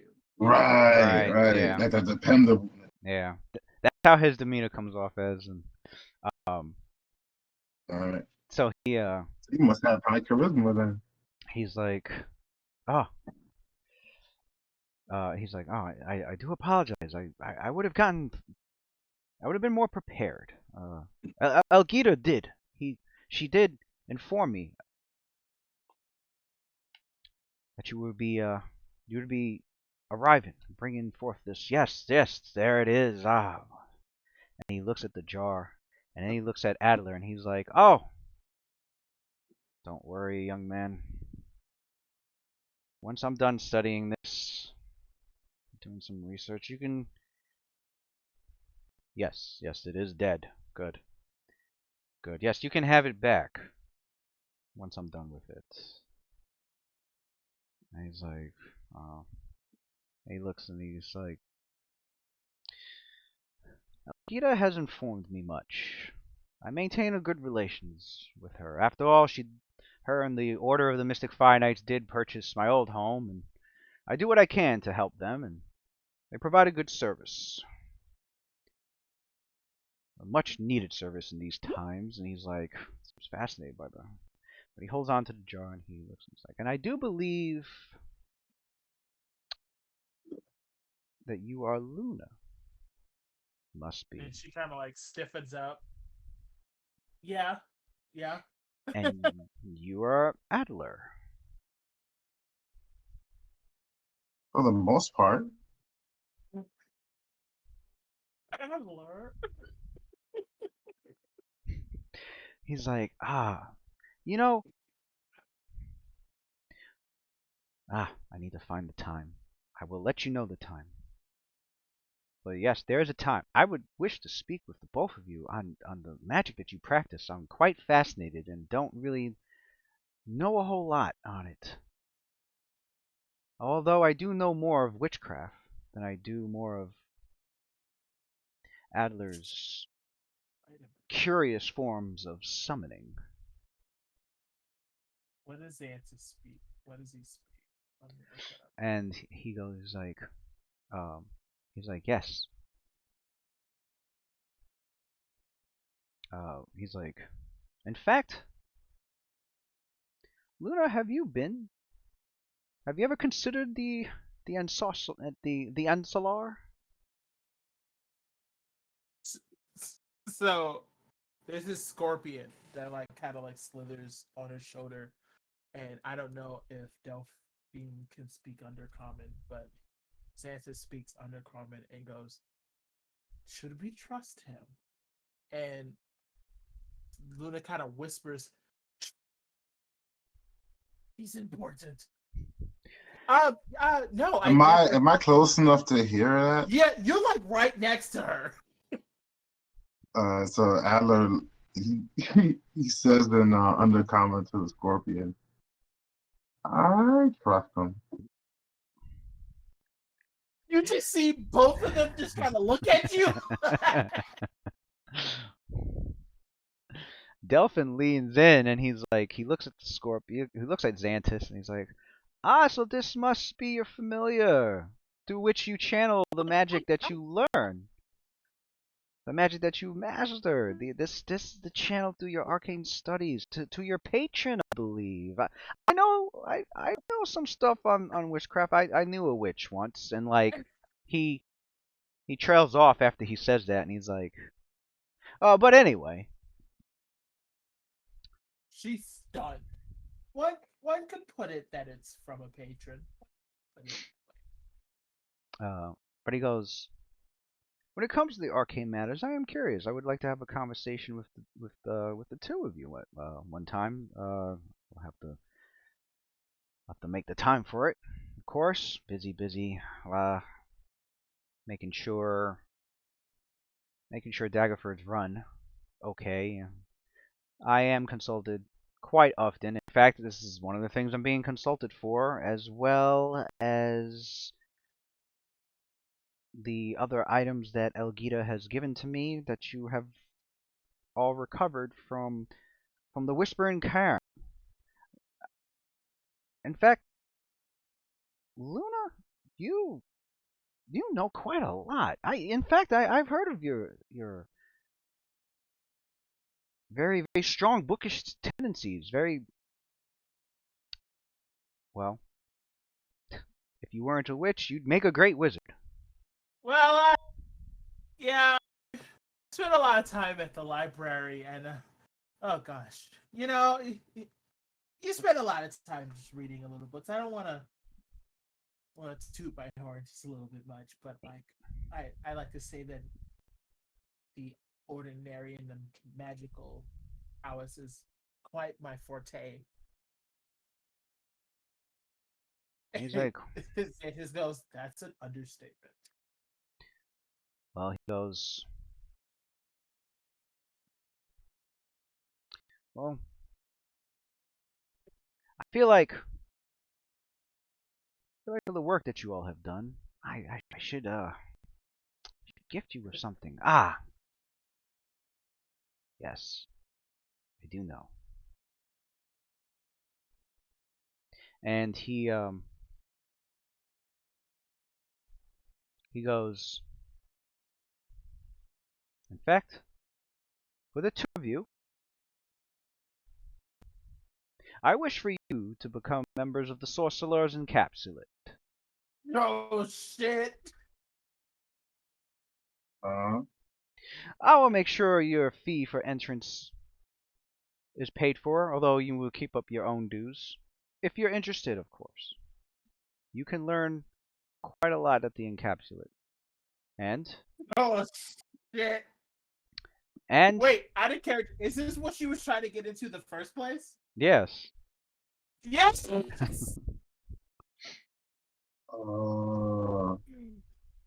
Huh? So Luna kind of like, she takes a deep breath. She goes, thank you for this. Adler looks over at Luna like confused.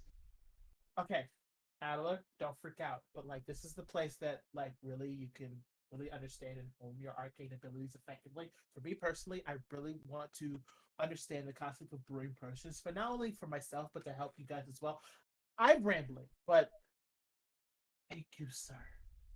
So Adler turns around to Delphin and he goes, So he scratches his chin and then he walks around Delphin, like basically looking at him from like all sides.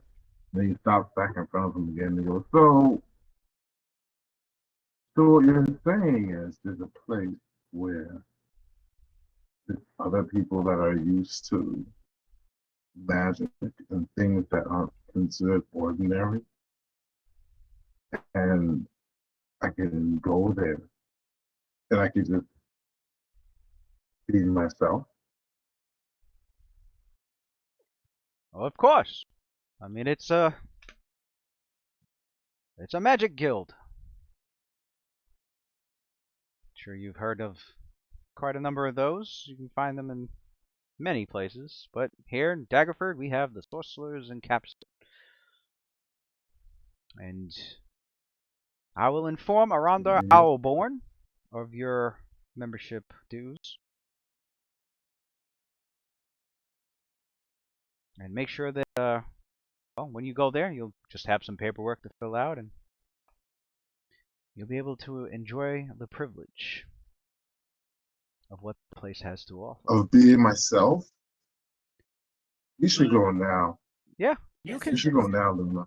you can be yourself as long as you don't, cause a magical plague or blow anything up or summon the wrong kind of creature that might go terribly wrong running through amok in the streets.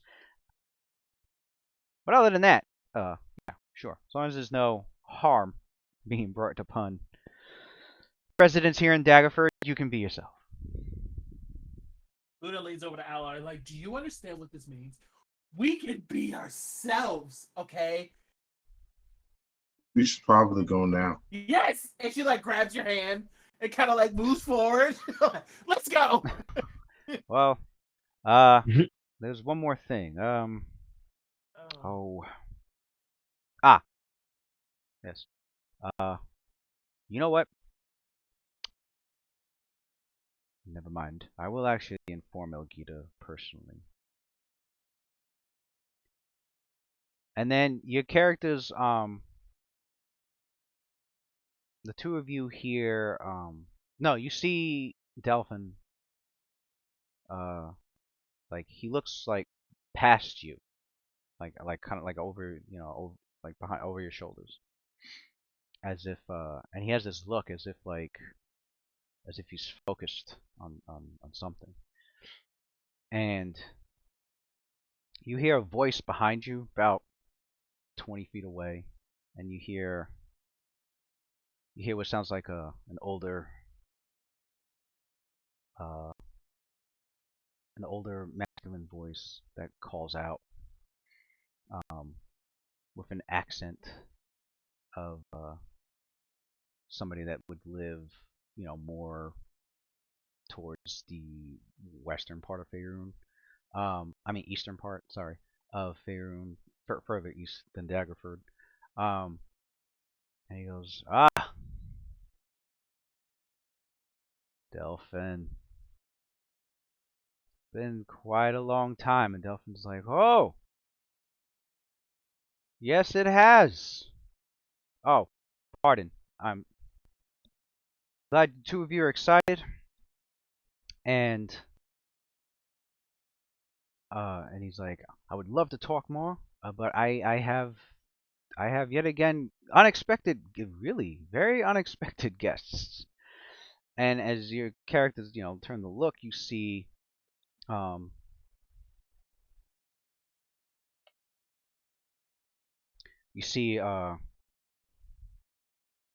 I can get this open, please open. I should have had this open before. Okay. I can't remember. He's got to be half elf, isn't he? 1 second. Can't believe I forgot. I'm pretty sure he is. Pretty fucking sure he is.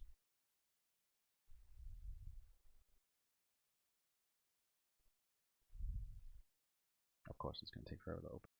Derp.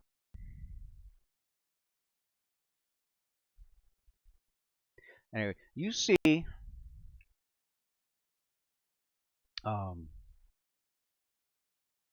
like, the man is about. At first, you thought it was a human man, but you can make out the slightly pointed elven ears. But he's got a thick beard. It was a light brown in color, and his hair is combed back and put in a small ponytail, and you can see graying through his hair, marking his age. And he has these light brown eyes, and he's just wearing like these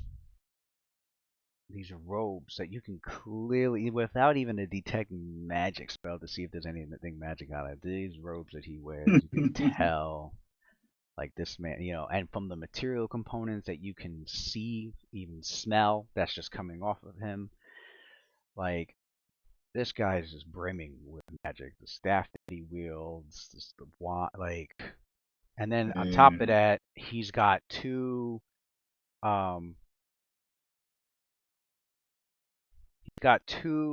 other figures near him. Both of them.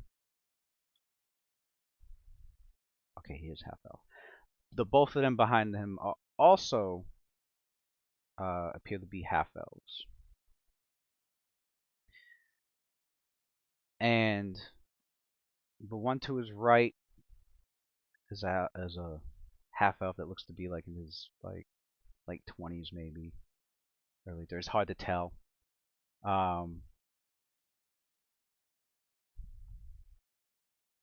And he's just like, he's decked out in like this really expensive looking, warrior gear. Like he's got a blade where you can see along the hilt as if there was frost along the, like, no, he's got a blade in the sheath, but you could see like a cold mist coming out of the sheath.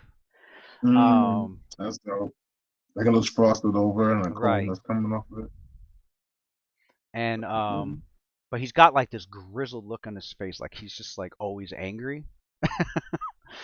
And but the other one wearing these clerical vestments, and you can see like the holy symbol being worn as like a medallion over his neck, and he seems to be a lot more of a more positive, cheerful kind of person compared to the other guy. Let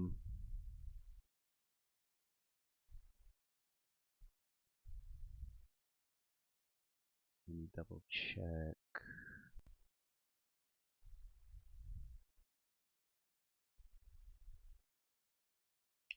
God damn it, come on. Scroll down.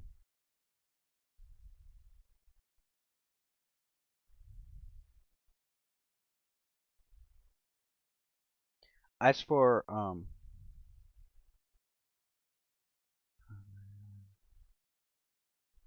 you see that he's wearing like a chain shirt, but it's gleaming like a bright silver. Like you can tell that it's probably mithril. And he's got like this beautifully masterwork like buckler that's like on his forearm. He's got this cloak that seems to like match the backgrounds at various moments. He's wearing like a thick belt with a thick like giant's face symbol in the center of the belt. Yeah, Various potions on him. The giant strain. Let's go. Let's go. Oh, big guy. Okay.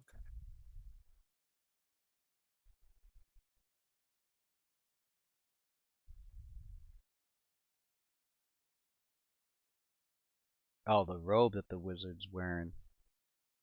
And he's got you see like a mulberry colored iron stone as well around the wizard. And he's not playing. Yeah, his robe is like it's got like this gold like filigree in it, but like the color is like a deep ruby color. And it's got, you see like these arcane symbols all along its length. Yeah, these guys as for the holy symbol, why can't I remember the fucking, was it Shangaku? I think it's Shangaku. Yeah. Although the characters probably need to roll a religion to know what symbol that deity is. I got knowledge religion. Let's go. Oh, wow, let's go.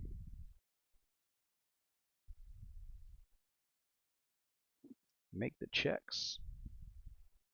Knowledge religion. Yeah, the one that doesn't look as harrowed as the warrior looking dude. This one, he's wearing what appears to be a shining mithril breastplate, a buckler, a buckler similar to the other guy over his forearm. He's got an extremely well crafted. The craftsmanship on his longbow is superb. You got to add Luna's bonus to her roll, bro. Yeah, no, I went to the new UI. You have to press another button for that. That's fucking dumb. I like that. There we go. The symbol on the Go. oh shit. Right. The symbol damn. The symbol on that it's clear that he's some sort of priest, like maybe very highly likely a cleric, but a cleric with the symbol on his buckler and on the medallion around his neck is that of a bearded man in a traveler's cape and boots, and Sylvanas? with the winds like Shanduku. flowing from the Shaundaku, the god of travel and exploration and caravans and of magical portals.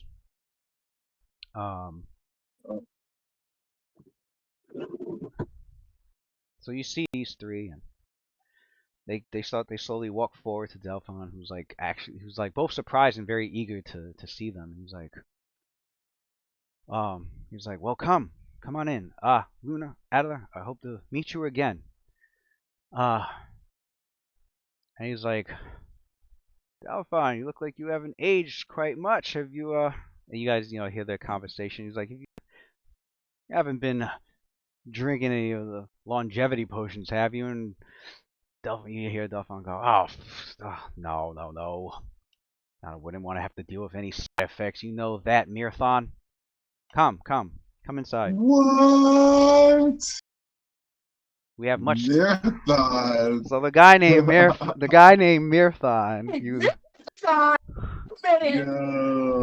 guy named Mirthon. You hear him go, yes, Delphon, we have much to catch up on. And like No wonder this dude is so powerful. Marathon right now is fucking 20th level, my nigga. He's OP strong, bro. Okay. All right, we got to. I'm freaking out. Claudia's old buddy. That's Claudia's. That's Claudius. Like if Claudius is Goku, Marathon is Vegeta. So no one's one step behind. Yo, 1000%, my guy. It was funny when he had to call Claudius when they first met up after Claudius first became an archmage, and they were having that casual conversation, and Marathon made the mistake of calling Claudius by his normal name, and Claudius was like, "That's archmage." And made him say archmage. He was like, archmage. Like archmage. Well, now they're both archmages. That's funny, I was gonna for a second that I looked past. I'm like, he's not gonna talk about that marathon. Like I thought. Like, I can't even pretend in character that like I know who Marathon is. I know. I'm geeking out of character. It sucks right now. It's like my face to burning from smiling so hard right now. Motherfucker just named. And as the two of you depart, Marathon looks over to you two and slightly nods with a smirk, and continues walking towards Delphon's Of course he's working. He's living a life right now. Wait a minute. Can I be an apprentice of Marathon? Wait a minute. Can I like join his apprenticeship? Take you to your city when you go, and then I know you want to teleport back to college. Like, listen, how much do you know about witch magic? Because like we can learn from each other, my guy. Hold on. Take me on a tour of the city, bro. Take me. Maybe show me what Cauldron looks like right now. Take me to Cauldron, which means obviously the other two is Fario and Felian. So. Yo,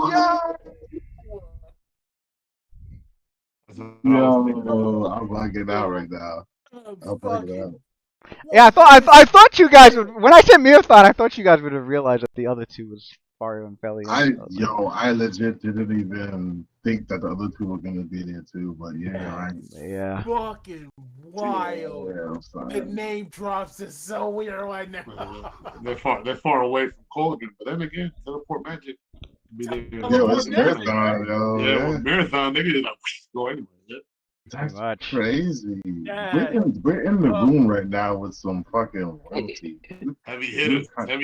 Yeah. This is why I like the realms. I mean, I know everybody kind of has their own thing about it, but I like I like being around people who are like established. You know what I'm saying? Fun. Damn. That's crazy. Let's see. Roth. Damn, that got me hyped. Hella quick. How's it? If something were to pop off right now, I would love to see them in action. Man, 100%. 100%. I would love to see them. He's like, let somebody fuck her dagger first. Yo, At, for real, for real. with Mirthon there. Oh shit, Mirthon, Farian, Felio, yeah. Where did they last leave the Mirthon was level 17 with Fario at 16 and Felian at 15, like during that last chapter of Shadow City. Plus it's been 4 more years since then, so. Yeah. Pretty sure they're probably like at least 18, 19, 20. 4 years later. Roth. Damn, son.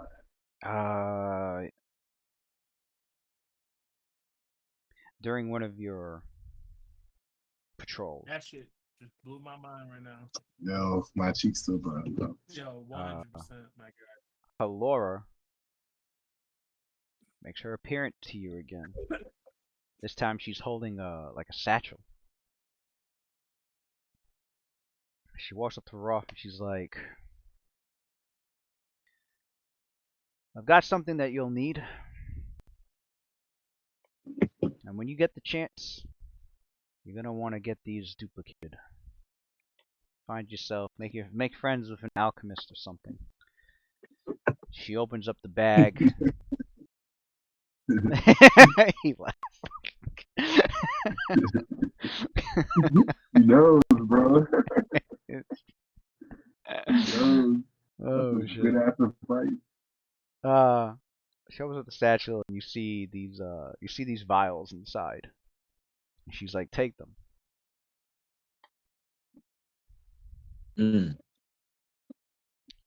Roth will take the satchel and kind of rummage through them a little bit, picking up those that look suspicious, lifting it up, and You see 3 vials marked the same. You see some sort of like smoky gray colored substance. So some smoky can't I identify substance.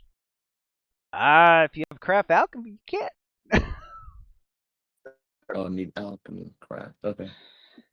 But she I thought you could use read magic or something. Like a detect magic. No. No, they're not they don't have magic auras. Okay. There's 3 vials with the same symbol on them and 2 others that are different, but they got the same. They got a similar. They got their own symbol. Mm-hmm. She points to the 3 vials. She's like, Ghost Bane oil. You can plan on hunting. Plan on hunting. Plan on becoming a great hunter of the dead. Make sure you're well equipped for almost any type of undead. You pour that on your weapon for a short amount of time. You'll be able to strike incorporeals as if they were solid. And then she an invaluable asset versus the undead. They got to switch his voice up. Roth kind of stashes them and courteously, like, kind of like gives her like a little nod. Then for the other 2, that is a very special substance. You're going to want to get your hands on more of those, or other kinds like it, for there are different kinds, just as there are many different poisons. But what that is indeed a special kind of poison, crafted not just through alchemy, but also with positive energy. It is known as a positoxin. There's a special kind of poison that can actually harm and break down the negative energy that suffuses the undead. Think of it as a poison for undead. Mm. It is known as grave dust. Mm. And she says, she's like, there are other kinds of posotoxins, but I provide to you with this one. Grave dust. I add these to my sheet. There are 3 vials in all.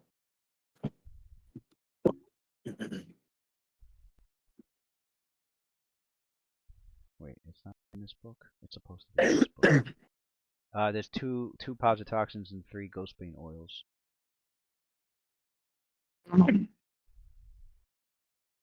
Why is it not in this book? I thought it was in this book. Oh, duh. It's actually in the book. It's actually in this book. I had the wrong book open. I can't remember if it was injury or if it was contact poison. I think it's in, grave dust. It is contact poisoning. Okay. It is contact poison, and what it will do is it will break down the undead's motor control. Basically, it's a special poison that you can put on an undead creature, and it'll deal dexterity damage to them. 3 posotoxins and 1 ghostbane. 2 grave dust posotoxins, 3 ghostbane oils. You know, that'll be devastating against the fucking zombies. Yeah. They typically have The grave dust posotoxin is a gray-brown powder that derives its name from its resemblance to the grime that is common to tombs and other long enclosed areas. They are posotoxins are special alchemical substances that are distilled from holy water and laced with positive energy. So typically made by clerics that can channel positive energy that are also alchemists. Those great cartridges. The ones that block fucking map. Posotoxin. She goes, you know, I forgot to ask you before. Tell me you have tell me you have silver weaponry on you. Silver. Yes, Roth. Silver.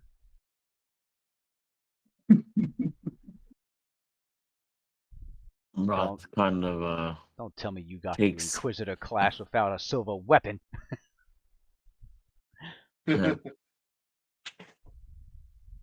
takes out his long spear, then his falchion, and then he has another sword that he's always kept sheathed so far. It has like a emblem of Kalemvor on the sheath. Probably even on the pommel too. And he goes, no. I don't think that I do. suspecting oh, what are they? Lichens? No. Lycanthropes. Lycanthropes? Yeah. I think that's the only thing that you would use for silver, right? Roth, you fool. Did you skip class on that? Every undead hunter every undead hunter needs silver weaponry, for there are undead out there that are hard to harm physically. And in most cases, the bite of silver will tear through them. Vampires being the most common. Make sure you get yourself silver weaponry. And you do have holy water, right?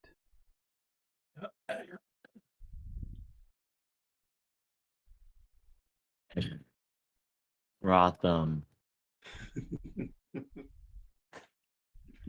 Roth grins and he goes, Call me Ralph out. Well, Call him a fraud. essentially, Roth goes, the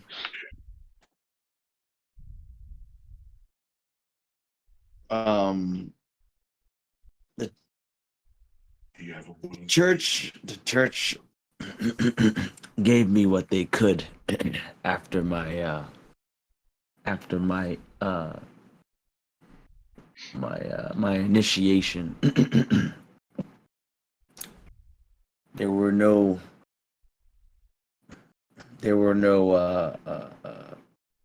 they didn't have any of those provisions after I started.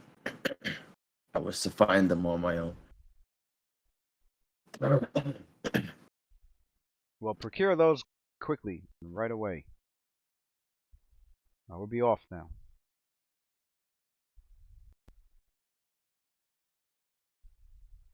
Thank you, Laura. Until we meet again.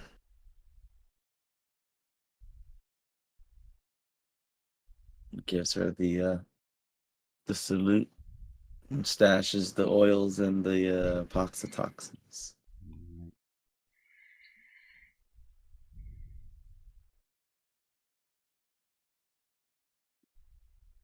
Mm.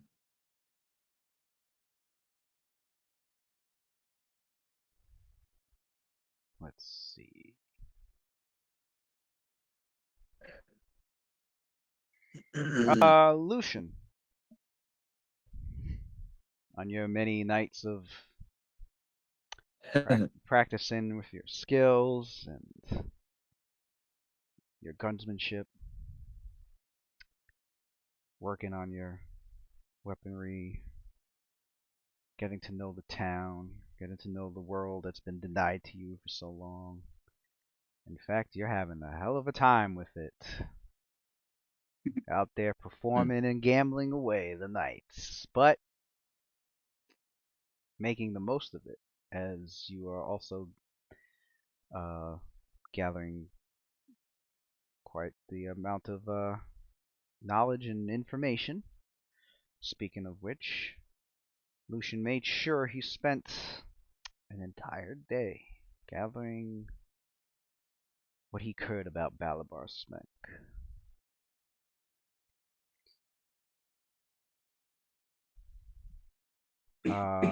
There was a couple of particular nights where you recognized Cullen and his gang had showed up at a tavern that you was at the Lady Luck Tavern. Cullen doesn't seem to go there every night. There's other taverns to go to and hop around in, but they've made eye contact with him, but they never like went after him or bothered him or anything. they knew better. They weren't trying to. Lucian can tell that they wanted to, but they didn't seem the type to want to do it right there in the tavern. Too many witnesses. Nah, but there was one strange night where they did come in, looking kind of haggard and a little winded, and it looked like they just whatever it was that they had just done, they just wanted to take get some drinks and relax from it until one of them had pointed your way, and he had poked Cullen and pointed your way, and Cullen looked over, rolls his eyes, and he like motions for him and his gang to leave. So they came in, saw him, and then they left.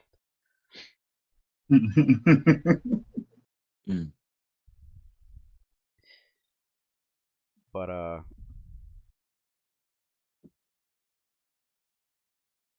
before you could really think much about before you could really think on what that was, it was towards the end of your weapon drill performance, and before you could think much of what that was about, you go to sit down and relax after some applause, and appears and a free drink comes your way. Which the character smells real quick. Make sure it's not a roofie in there or whatever.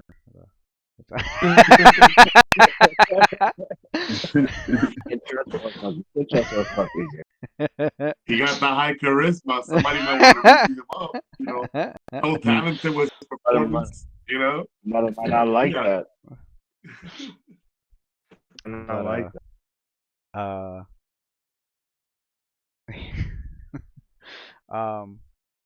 What was that? Oh, you're greeted by a woman with a stark red hair that's long, goes down to her shoulders. It's it's ends in curls, and these very deep green eyes and fair complexion. Actually, no.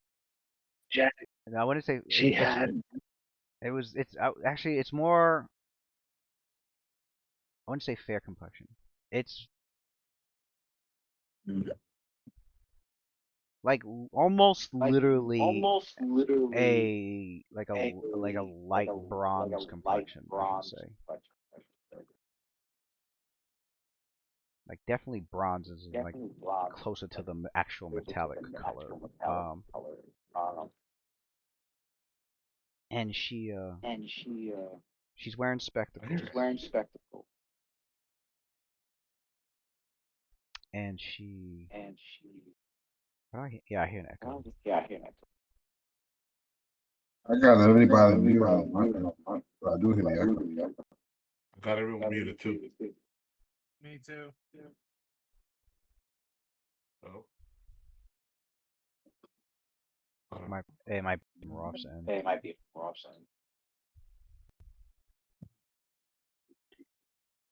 Hello? I only hear the echo when Blue speaks, not when anyone else. Really? I don't hear it anymore. Okay, yeah, I don't hear it I think anymore. I just I don't muted hear- Lewis on my end. I think that's what it was. Oh. So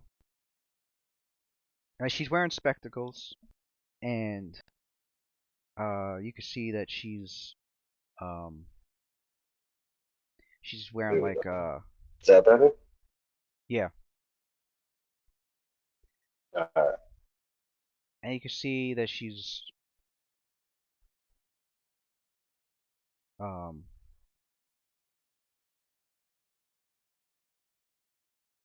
wearing gear, the kind of gear, of an adventurer. She's wearing like studded leather armor, and she's got like a tool belt around her, it looks like. And she had placed down like a backpack on the floor, and she looks over to Lucian. She's like, quite the performance. I've been hearing much talk about you lately, Lucian. Fine. It was. Oh yeah. And who might you be?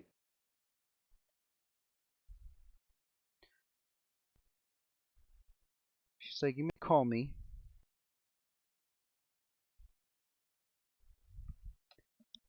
Dina.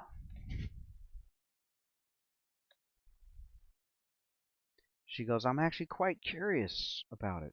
That I believe you have what's known as a pistol. Oh, you see these? She knows. Well, if he's been weapon drilling, yeah, yeah. Well, she knows the name, and yeah, and she goes, yeah, she goes, she's like, I believe that's a pistol. Lucian uses off, and he's like, he goes, nah, that's not what it's called. Oh, And he, well, what do you call it?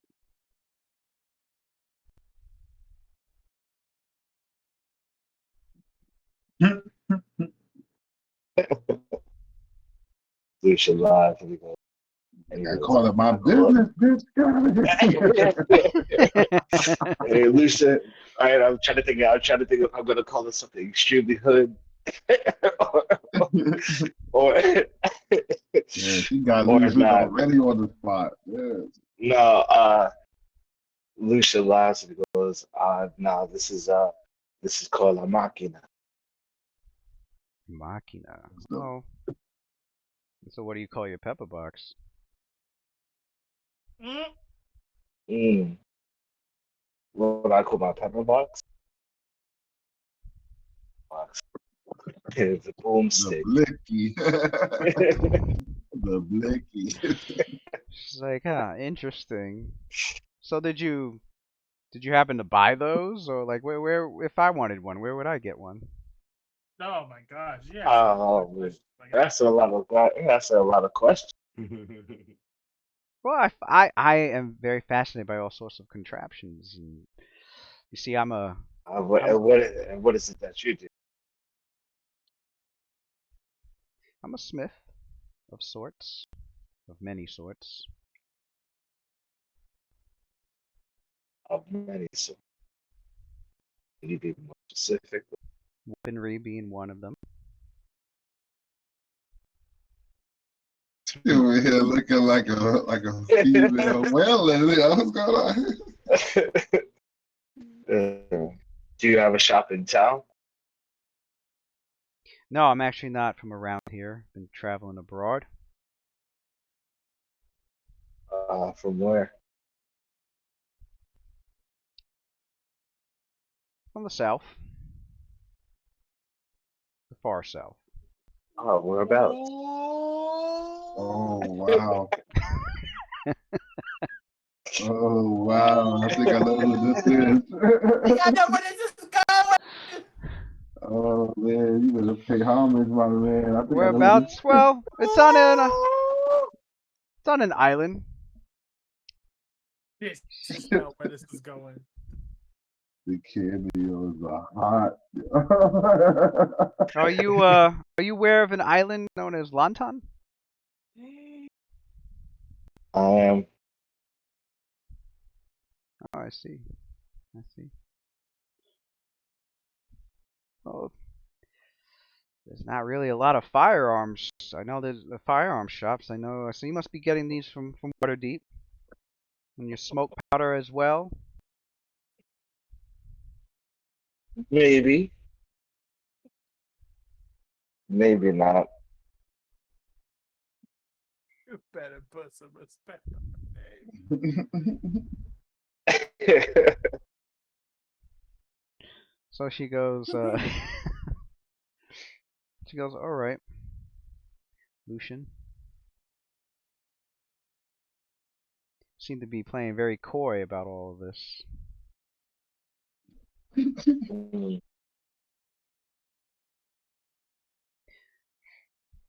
She nods over to. Lucian just shrugs and goes. He kind of pays her no mind. He starts sipping his drink. No. What do you want?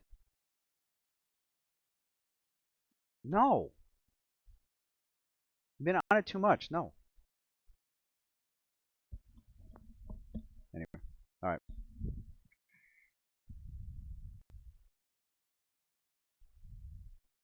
What does he do?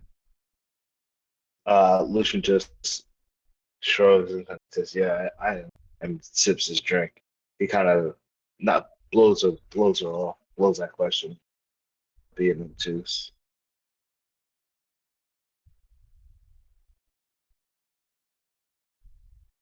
I'm not, because I'm not. I don't care who it is. You're not what? I couldn't catch that. No, I said, because he's not going to talk about it, so he's kind of Okay, yeah. blowing off the question. Right. She's like, Giving not an attitude. Definitely not.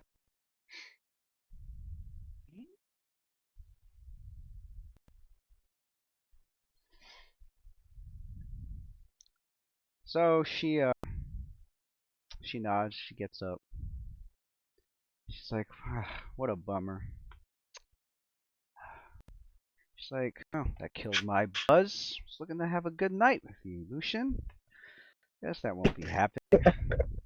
She makes her way towards the exit. She looks to the left and the right, and you see two figures like stand up at her command, and they're like completely like it's summertime. They should not be completely cloaked and covered and cloaked up like this. There's no way. But they stand up, and like the way they move seems kind of like jerky in like their movements, and you catch a glimpse of like the hand of one of them, and it's like all metallic. And they both like go out. They both go out the doors in front of like ahead of her, and she turns back over to Lucian, and she goes,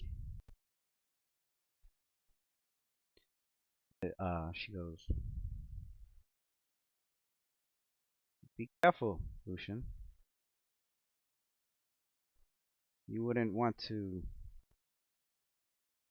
end the life that you started so quickly. If you're smart, you'd find me again and give me the information that I was hoping to get. Is that who I think it is? Because we could do this the easy way or the hard way. Yo! Yo! Yo! Wait a minute! Hold on! But you seem to like things the hard way. Goodbye, Lucian.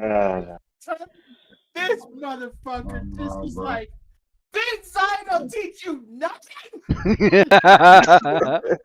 Yeah, as soon as he's like, I'm gonna perform weapon drill, I'm like, oh, you are, huh? Yeah, You're bro. doing these outstanding I think that was one of performances, the. huh? That was probably one of the wins, yo. They want Yeah. you are now on the. They want your ass That's now. probably Like, one of the 4 wins. Like, yo, that's what I thought.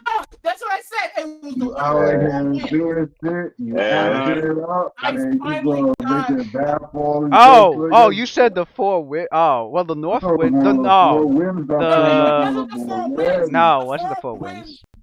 It wasn't the 4 wins. I knew that for a fact, but they didn't come in all hostile the first time they made Zino. So it's just a nigga from Downtime. He said, You're exposing our secrets. We're in the real world. We're not about that. Yeah. Warn them about We need to the find another form.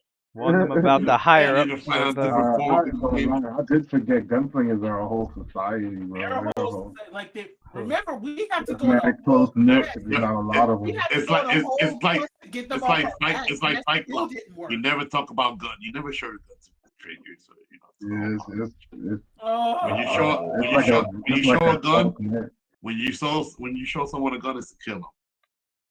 Yeah. The dead can't speak. The dead can't speak. This guy's like weapon drill the whole town. Weapon Gotta go to drill. Well, Fuck here, it. okay. Little rules. little They can try me. It's two. little They can forgot try it. a little forgotten realms little forgotten realms history. So we got he's a greater god because Yes. he's worshipped by many. He is known as Gond. Gond is the Yeah, god. the gun knights. He is the Yeah, god of craftsmen and creation. So like people from like the from the rugged blacksmith in a small village to like to an alchemist to like anybody involved in a form of like creation, typically a mechanical creation, but any sort, it could be building a boat, you could be building a house, you could be, as long as you are creating an object that's a practical object, a weapon, armor, whatever. Like Gond is the guy you want to be on your side as you work your craft. He, because of this, like because he's the god of the forge and creation and craftsmen. There are those who are into like higher forms of engineering and very complex craftsmanship, like making clocks and making like little clockwork, like a clockwork songbird that you spin the handle and it makes a little song as it jumps around. Um, to all these different sorts of like crazy inventions, from from a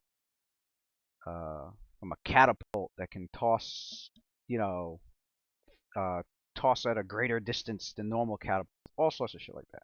So Gond, um, the most of like he doesn't have to fear every single person that like worships Gond, because I think 90% of the people that are worshiping Gond are just like citizens or people in like small villages or hamlets and whatnot. It's that other 10% he's really got to worry about. The higher ups, the ones that are like, the ones that are involved in like these crazy ass creations that they don't want the rest of the world to know. For prime example, the printing press. There are Gond worshippers that have created the printing press, and they did not want that to be let loose. But somebody I think stole one, and there's been a few copies of that here or there. Firearms is an invention that's I'd say I believe it's a couple of 100 years old, and it started off as very very very early firearms. It developed into like a mortar at some point. Um, there was even stories of like certain ships having a cannon, but like they were still very very rare. And as of lately, there's been a slow gradual rise in the creation and the manufacturing and the selling of firearms. Thing is that they're pretty expensive, and getting the smoke powder you need for it is also expensive. And the smoke powder is regulated heavily in a lot of places, and it can only actually be created involving actually the smoke powder only works if you're a magic user. You have to be a magic user to even create it, even if you have to have even basic magic. So yes, smoke powder is magical. They did originally have black powder, aka gunpowder, but the god Gond nullified it. He has his ability to nullify certain tech as inert, like it just won't work. It's been known to happen, if you're even from another world and you're from another world and you bring a fucking if you're from like modern day Earth and you bring a fucking, I don't know, like a Magnum or a tape recorder, like that shit will just be completely inert, useless as soon as you enter the Forgotten Realms. Gond doesn't want too high of a tech in the world. It's supposed to be a natural progression. He had made gunpowder completely inert. You try to make it, it just won't work. What happened was there was a period of time where it was being made and it was working, but his worshippers kept fucking blowing themselves up. Yeah, because it's volatile. It was that volatile and that dangerous to work with, and it was just causing mayhem. And he's like, you know what? We're gonna need a much more controlled substance, and that's so he made gunpowder inert, and then they figured out how to make smoke powder. The secrets to making smoke powder without magic is out there, but highly, highly, highly, highly super secret. However, that secret's been let out, and it's quickly starting to catch on, along with people who have mastered the firearm on a whole nother level. So you have people that use the firearms because of it's it's a cool novelty to have or whatever, or or a fighter could take exotic weapon for because he just likes firearms because they're kind of again the novelty thing or whatever. There are amateur firearm users out there. Those are not the ones they're worried about. The ones they're worried about are the actual gunslingers. Because Niggas like me. Because they know gunslingers. And what they do is they make sure the people that they're keeping an eye on or witnessing or hearing about, they're making sure that maybe it's just some rogue or some fighter that just has a firearm and he just blows it off once in a while and they have to go to a shop and get more smoke or whatever. They're cool with that. They don't care about that. The minute they find out there's somebody out there that's got it's got quite a number of firearms somehow, and it's just somehow procuring their own smoke powder without having to visit a shop or anything or buy them. And in fact, their smoke powder, they're in an anti-magic area where smoke powder would be completely inert, but yet they're still able to blast off their pistols. Yeah, something's something's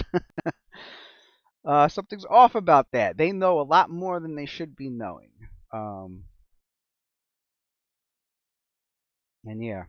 So that's the situation in the realms. That's why Zino had told Lucian to be very careful. Yeah. We literally had to go to the temple to tell them to stop following Zino because culture was literally dying. And they're like, nah.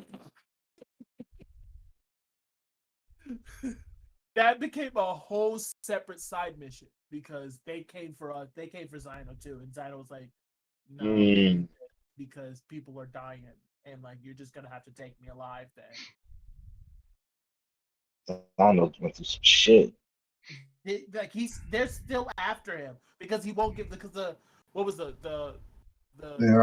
fucking Valenum went and then he did diplomacy on their behalf because they wanted to take it right after the attack on Colden. Oh yeah.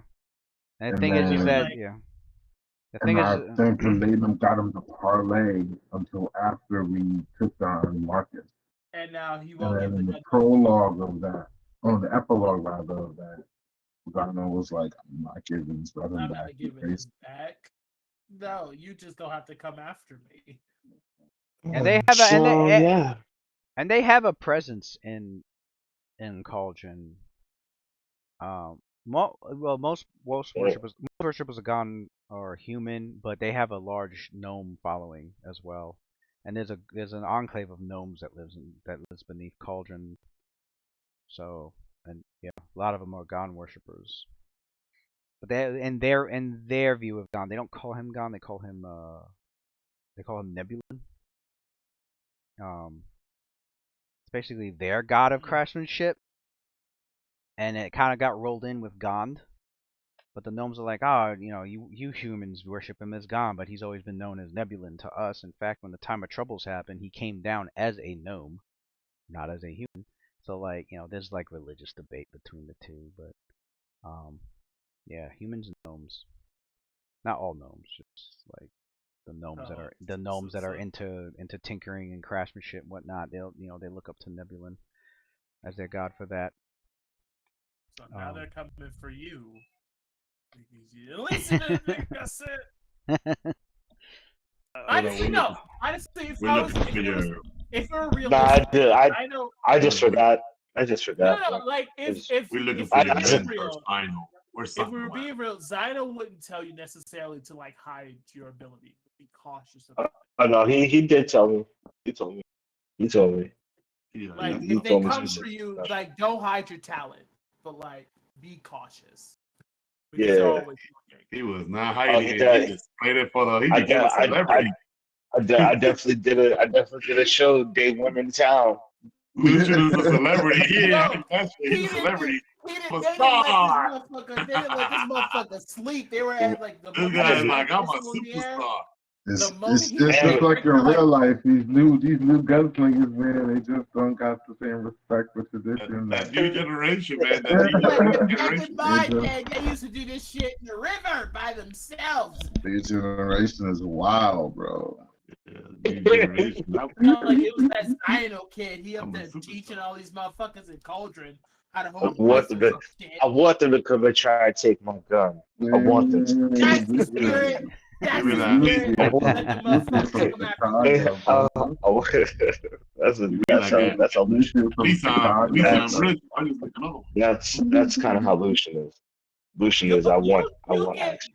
soon enough. You You'll should get Trust listen me, I to too get it. much drum music. You need to calm down. just Yeah, yeah. one day. One day you'll probably You get got to. a introduction to the South Wind. She's gonna come. She's gonna come. Mm-hmm. And she, man. I that bitch legit thought it bad. was. That's what it was That's at what I first. thought I'm like, too. yo, That's what I thought nigga too. got the South Wind pulled up on this nigga. He not even level 3 yet. It's a gun that they look for Sino. Really, yeah, you know Sino? Yeah. Yeah, what's God. real, Lucy? Now I don't. A If you under level 5 and you pulling Gonsman, like I would chill, bro. I would relax. What's it like? You didn't even level 5 yet, bro, and they South coming from Wind long time for you. The South Wind is Yeah, I fucking know. like level 12. He's a local celebrity, man. I'm a star. It's too early, What? bro. Gunsman didn't show up Gunslinger. to like level 17 or some shit. I was one. It was one Nah, man, performance, let him bro. experience it. He's brand new. Let him experience it, man. I'm hyped. But I'm your hyped. character would know the weight of it though, even if the other character you don't. You live in a world where God is a religion, so Don't Yeah. I got it should hold some weight for you if they're rolling up like that. And long time, I'm not sure how good the geography is, like how prevalent that is in this world. That's something I'm not Yeah. sure. But I'm starting to realize that far more. place, bro. It's bad far. All So right. you gotta handle it. You good, Lou? Huh? Yeah, I'm here. So some days go by. Thanks for not snitching. I won't. I ain't nobody talking. Ain't nobody talking. I'm about to lie my ass off. I don't know who taught me. I found this gun on the floor. Valabar did not come back on the 15th. In fact, it was the 16th, which is a whole week for your characters. And you got a lot done within that week. Did I make potions? If you have the... If he didn't give me my if I didn't have to call for the dues, I had like 71 gold. Okay. Alright, so then they'll cover 10% of the costs, so I guess 10% of 25 gold pieces.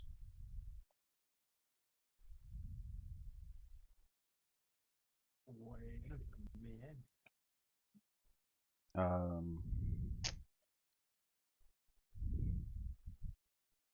Shit, where's my phone?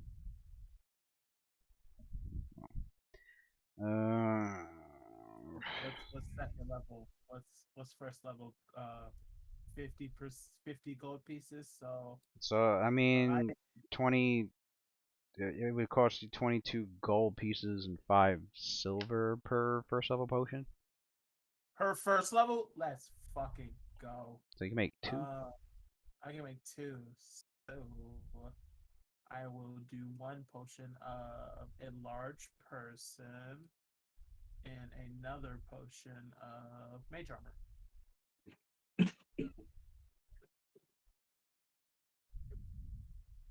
Alright, I see. I mark off your gold. Add those 2. Add the potion and the oil of a mage armor. Where was I? Oh, so anyway.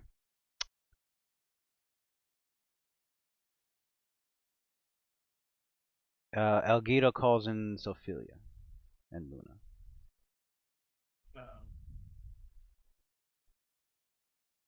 And in fact, I have a picture of her now. Yay, here we go.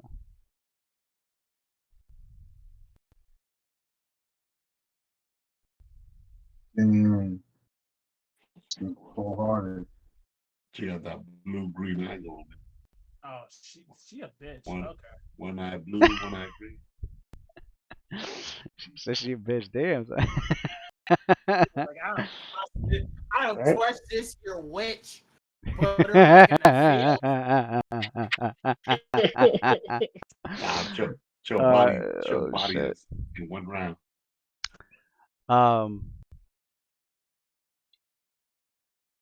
What was I say? Oh. So she calls Sophia and Luna in, and she's like,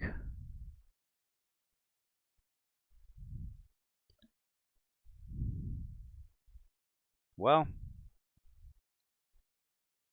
got some good news and some bad news. Okay. Bad news. Balba, of course, denied everything.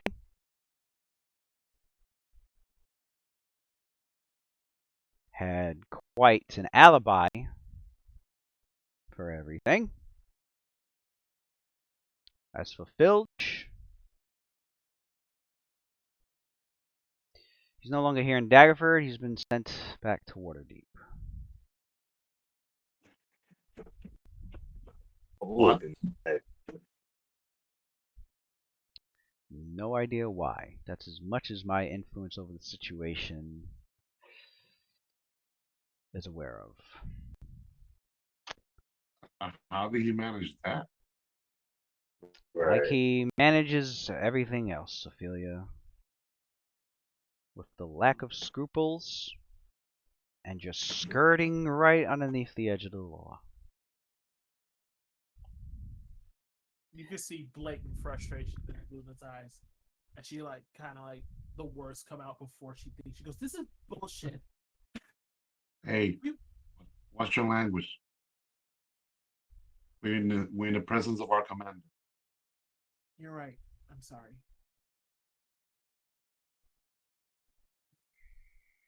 You could tell Sophia that she's also a little annoyed, but understands how the world sort of works. Then she speaks up. Well, at least he won't be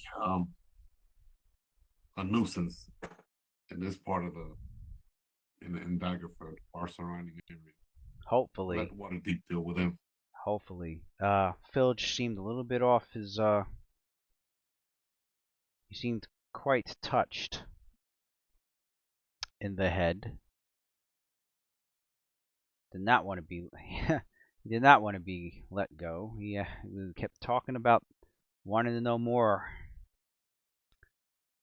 about that green worm and the spawns of Cuse.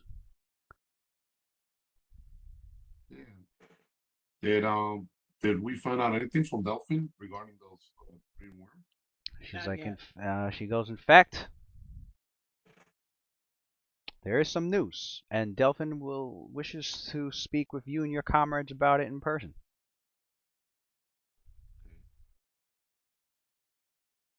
So when you have the chance to gather them all up, you can come back here, and you will meet with Delphin. Can't believe this is happening. People have died for this. I will let the team know, and we'll gather here tomorrow.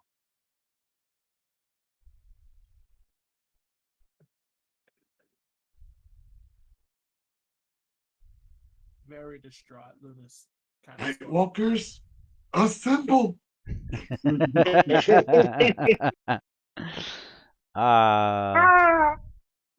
So yeah, I guess your characters do, gather up, and you, for those, two of you have already met Delphin, and the rest of you see him in person. And he goes, ah, interesting. You have quite the team. A team that I can trust with this. And he holds up the jar with the green worm in it. And he goes, as promised, young man. And he hands it over to Adler. Ella grins and reaches out for it, takes it. Yes. It's like, I am Delphin on the ball. For those of you that may not know who I am, I've lived in Daggerford for the past 20 years. I'm originally from Iriabor, city to the south. Yes, in case you're curious, my younger brother is the current governor mayor. Not that I voted for him, but that's another story. Anyway, What's the name of the younger brother?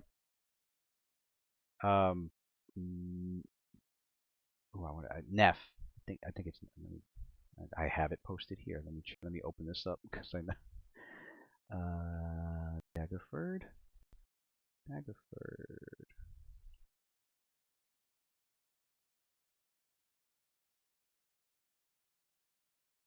Important characters.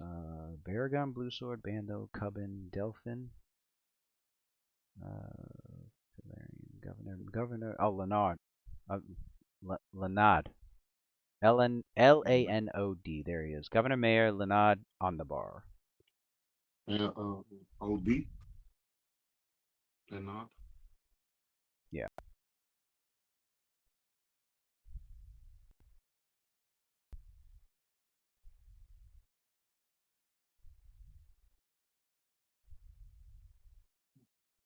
And he was quick to put in a friend of his named Cubbin and title him as the sheriff of Daggerford very quickly. So yes, there is and that yes, Sherlin, Spearslayer, and Cubbin do come into conflict quite often. With Cubbin, because he has the favor of the governor mayor, always having the upper hand when it comes to politics and law enforcement. Much to Sherlin's dismay and anger, but she keeps it to herself. What's the name of the sheriff? Cubbin. I don't know if this popped up on the screen, but I have it down here. You scroll down where it says important characters. I have. Why doesn't the sheriff and Captain Silverfire don't get along? Sheriff. Is that something we know or not? Why don't they get along? It's their method of law enforcement. One is a militia leader and the other one is a sheriff. Yeah, one's a sheriff and the other one's a militia leader. Yeah.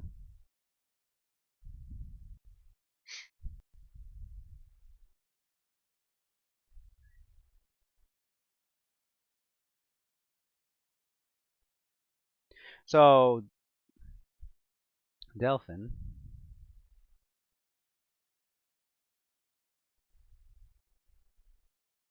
He goes, I've spent many years working magic, teaching magic, researching, and one of the things I enjoy researching is the local legends and lore.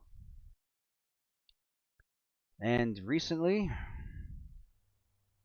I've unearthed that there's increasing evidence of strange undead creatures infested with, and he points to the jar, with these tiny green worms. And they've been stalking the southern forlorn hills.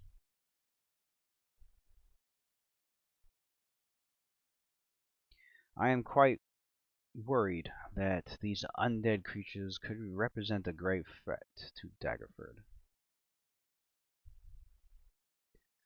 Thus, if you are willing,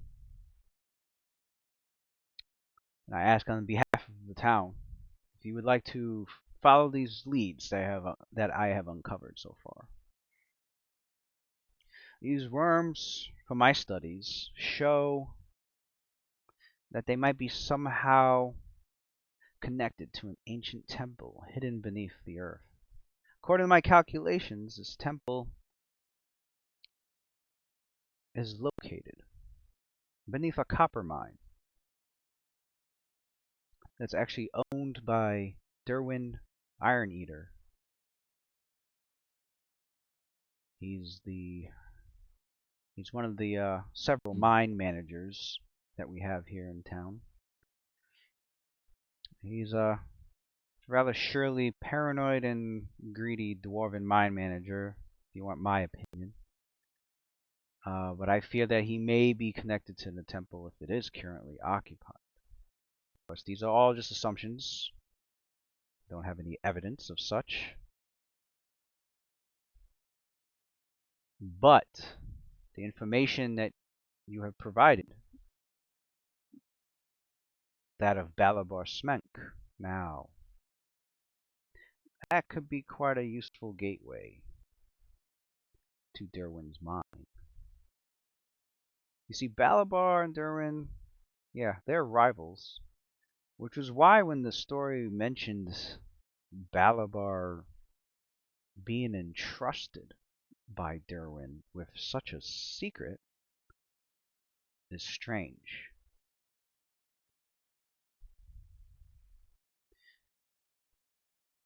This has to be, obviously, as you can tell, discreet.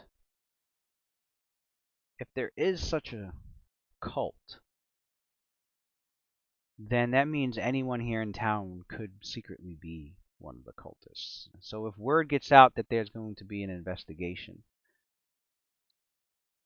we'll lose all leads. They'll have every reason to hide their tracks, or to beef up the defenses, or whatever the case could be.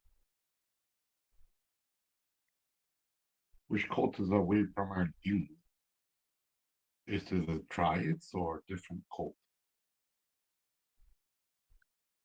Oh, this... Wait, what'd you ask?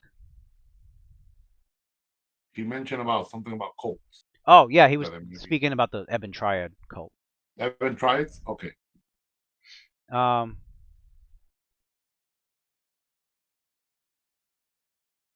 He goes, now, just because Balabar and Derwin are both rivals, I wouldn't suggest that. Neither of them are trustworthy. But, you know, assuming Balabar did what he did, and which was how this green worm was acquired to begin with, it's clear that Balabar still has an animosity towards Derwin. So he may be open to sharing information about it. But knowing Balabar, he would want to share it discreetly, just like he did with Filch. Obviously, whether he wants to admit it or not, Smenk, as we all here in this room believe, knows more about this situation.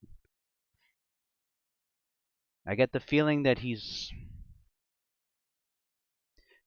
doesn't want to be in on whatever this cult is doing, but he's also scared for his life, as he should be. He's lucky he hasn't had his throat slit by the wrongful dealings I've heard he's made in the past.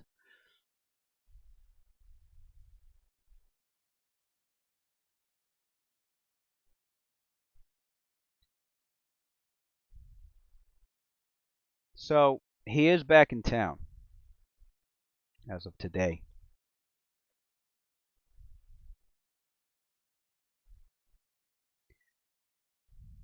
If you confront him, be careful.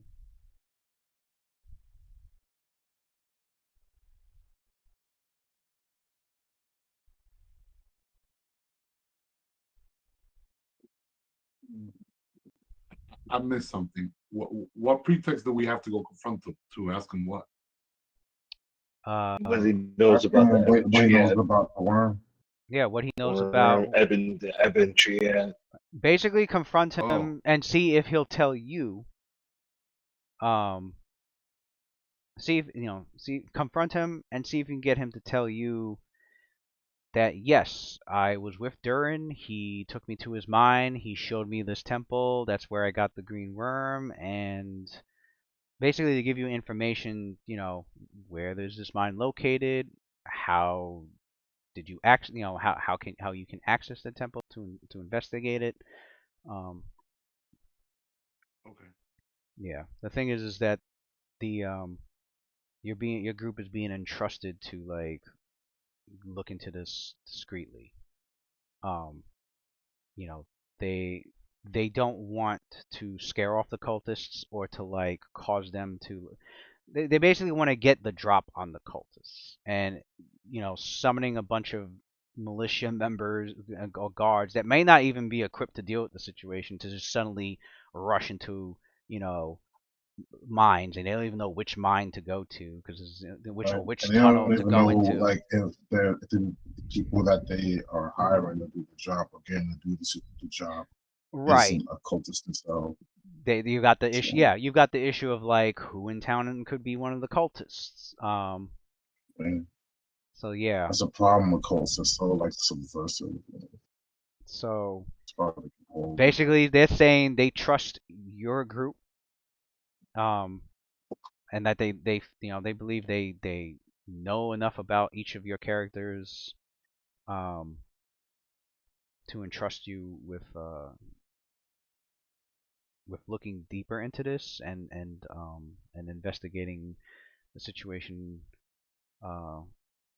and possibly dealing with it. Yeah, but Bellabar is untrustworthy. Can't we just go skip him and just go straight to where these cultists are at? I think talking to Balabar will probably give us a lead to where we can find at least one cult member and go from Right. there. You could go straight to the mines, but you wouldn't know. You wouldn't. You don't know where to go. You wouldn't know exactly which. We got a map of the mine. You wouldn't actually know. Yeah, which part of the mine and which tunnel or Yeah, set we of don't know tunnels. shit about the mine. But We're Balabar going in knows. blind. Yeah. Okay. Balabar, he knows a lot. He knows a lot. We can intimidate the shit. Can't leave that stone unturned. He did a lot of shady shit. Yeah. Yeah, he's like Donzo in fucking Naruto, bro. He's a shady, high level official type dude. He's like Dark Sidious. Yeah, his hands in all this shit that happened. He knows mad secrets. He knows everything Filch doesn't know. Cause he's the one that hired Filch, dragged Filch into this shit. Right. Yeah. Right.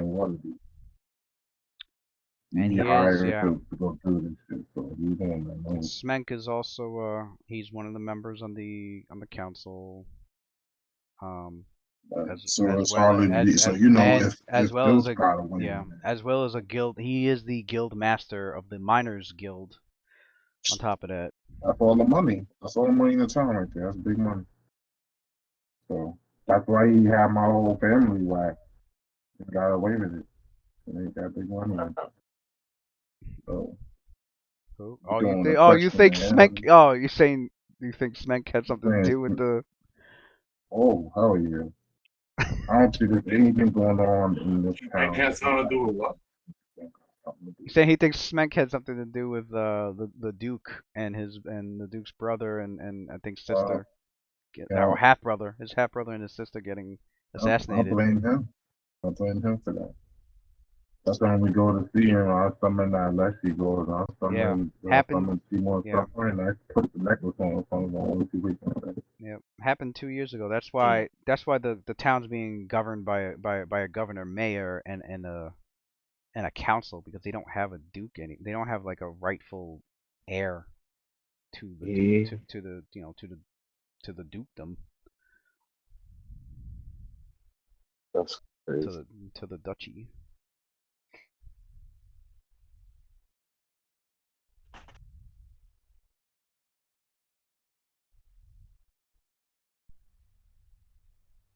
Yeah, it is Kythorn, the 16th of Kythorn.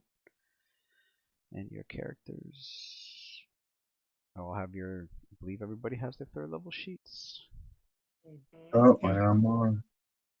And you are free to investigate. All right, so we're heading out to Malabar. Let's do it. I want to gun butt him. No. Let's talk first. Before we go, Luna He's gonna put it all in jail. He has a lot of political sway in this. Before we go, Luna kind of like skips to Sorvila. We should been in jail before. She hands Sophia a potion, and she goes, "Sophia, I made this. It's a potion to enlarge you, just in case we might need it for future endeavors. I really hope it works out. It's my first potion I've ever made, so decided to give it to you." She smiles warmly. Wow, you created this? Like amazed. Your skills are astounding. They're progressing at such an accelerated rate. And then, she gives her a warm glow. I'll put this to good use. And then she puts Must it be like, all the study. I've put a Late lot of work nights. into in the library lately, so I think a lot of it will come into fruition in due time. The sleepless nights. Lots of them. Lots of them. So Ara does the ritual with summon Pale Lady. Oh shit. We're heading over to Balabar, right? Balabar's residence. Yep. all right. So Safina talks to the team. I'm like, okay. Let's try to first negotiate with this Babylon. We know that he's shady, bad news, but he does have information that we need. And it's not to our advantage to make enemies of him, at least not yet. So let's see what information we can get from him.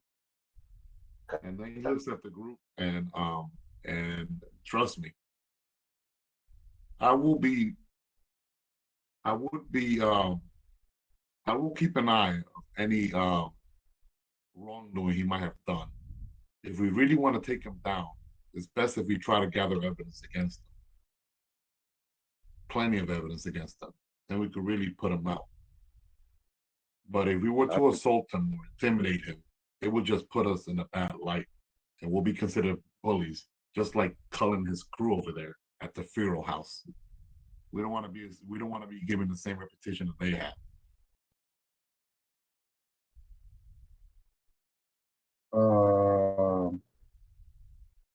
Balabar is with a cult. I don't know about you guys, but Is he with a cult? We do not know yet per se if he's a member of the cult or not, but we are going to find out once we get there. I don't think she can tell the truth about that kind of thing. It'd be the point of a secret cult. I'm sure between all of us, we'll be able to discern whether he's telling the truth or not. If he is a cult member, then you do what you must. But if he isn't, we do it my way. Deal, Mr. Vaughn? Sounds fun to me. She nods. He smiles. Good. Let's proceed. Characters make your way to Balabar Smenk's residence, which is at a rather sodden old mansion. Looks like it's about 100 years past its prime. Out in the streets, you can make out a few of his guards just walking about. One of them smoking, another one chewing on some bread and cheese. Three of them, they stop, look your way. Two human males and a human female. They look towards your group and then they pause because they see five of you plus a rather large and intimidating looking mastiff, and then behind all of that a tentacled monstrosity. They start she to actually evolved. So like when you guys see her now, she has like the tentacle one, like the ivory buff as like her main body on top of the right and tentacles, but from the bottom of the tentacles are like these pale pale arms, pale lady arms. The skin on it is like almost translucent. It's so pale. You can see like blue veins underneath it. But they're like arms that are in the place of where like legs should be. Use them. So she moves faster now.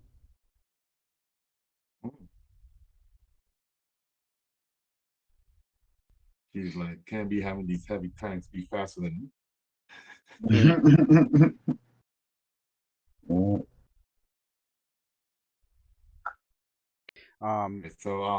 yeah, the Sophia, guards like, they stop. They start to like draw their she waits. weapons, and then okay, so What? they got their hands on their weapons as they back away because they're feeling a Sophia little waves. intimidated. Right. Greetings. We seek audience with Mr. Smank.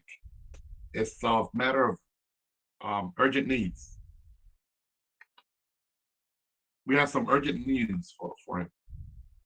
They look between each other and they're like, "Can you wait right there? Sure. Just wait there." And he nods to the woman. She nods back. She nods back to him. And she like runs into the Smank's residence. Runs through the front doors. Can I sense motive and try to figure out what it is they're doing right now? Yeah. Do I have to roll it, or can I take 10? You could take 10. What's your full bonus? What's your total taking 10?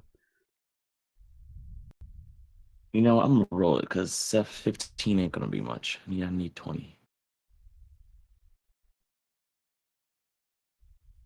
Can you be aided on a sense motive to find out what it is that they're doing? I mean, he could like look over to somebody in the group and be like, "What do you think about this?" Like get their input. Exactly. So feel like to a Ralph. She has sense motive. Exactly. That's what I need. I need She's it. gonna. I don't know what this. Hold on 1 minute, and then you're gonna go warn them. Just people here, they don't look like they're nice. They're gonna fucking. You might want to take the back door and get out. She's counting on Rob to be able to read over. Son, you're no good. There you go. I got the fucking subscription fucking roll. The two of you both of you. So Billy with me, son. We see the same shit. Like, you see that? You see what I'm seeing? Yeah, I see it. Motherfucker's about to run. Yeah, you right, nigga. Ain't no endo.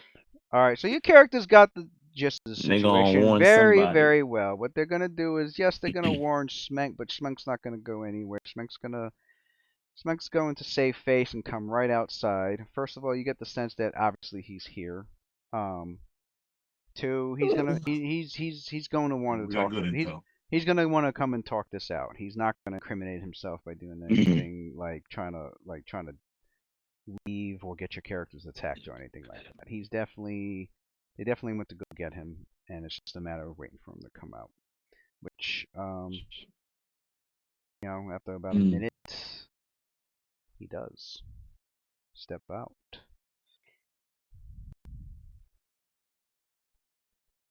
And he steps out. Hamlin looks over to his right and suffering a few more appear.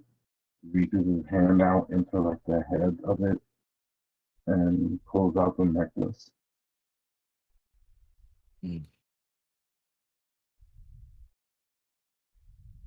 Of what? Of the Leashy gourd? Mm-hmm. Oh, you take the necklace out. Okay. There's Belabar Smank. That looks exactly like his name. Right. Flying. His face looks just like his fucking name. So he comes forth. He walks up to your characters, very poised. And he's like, for a guilty man. He's like, Greetings. To what of assistance may I be to you all? Greetings, Mr. Smack. We appreciate your prompt audience and apologies for coming unannounced, but we do have a few matters that we would like to discuss with you if you have the time available. But of course.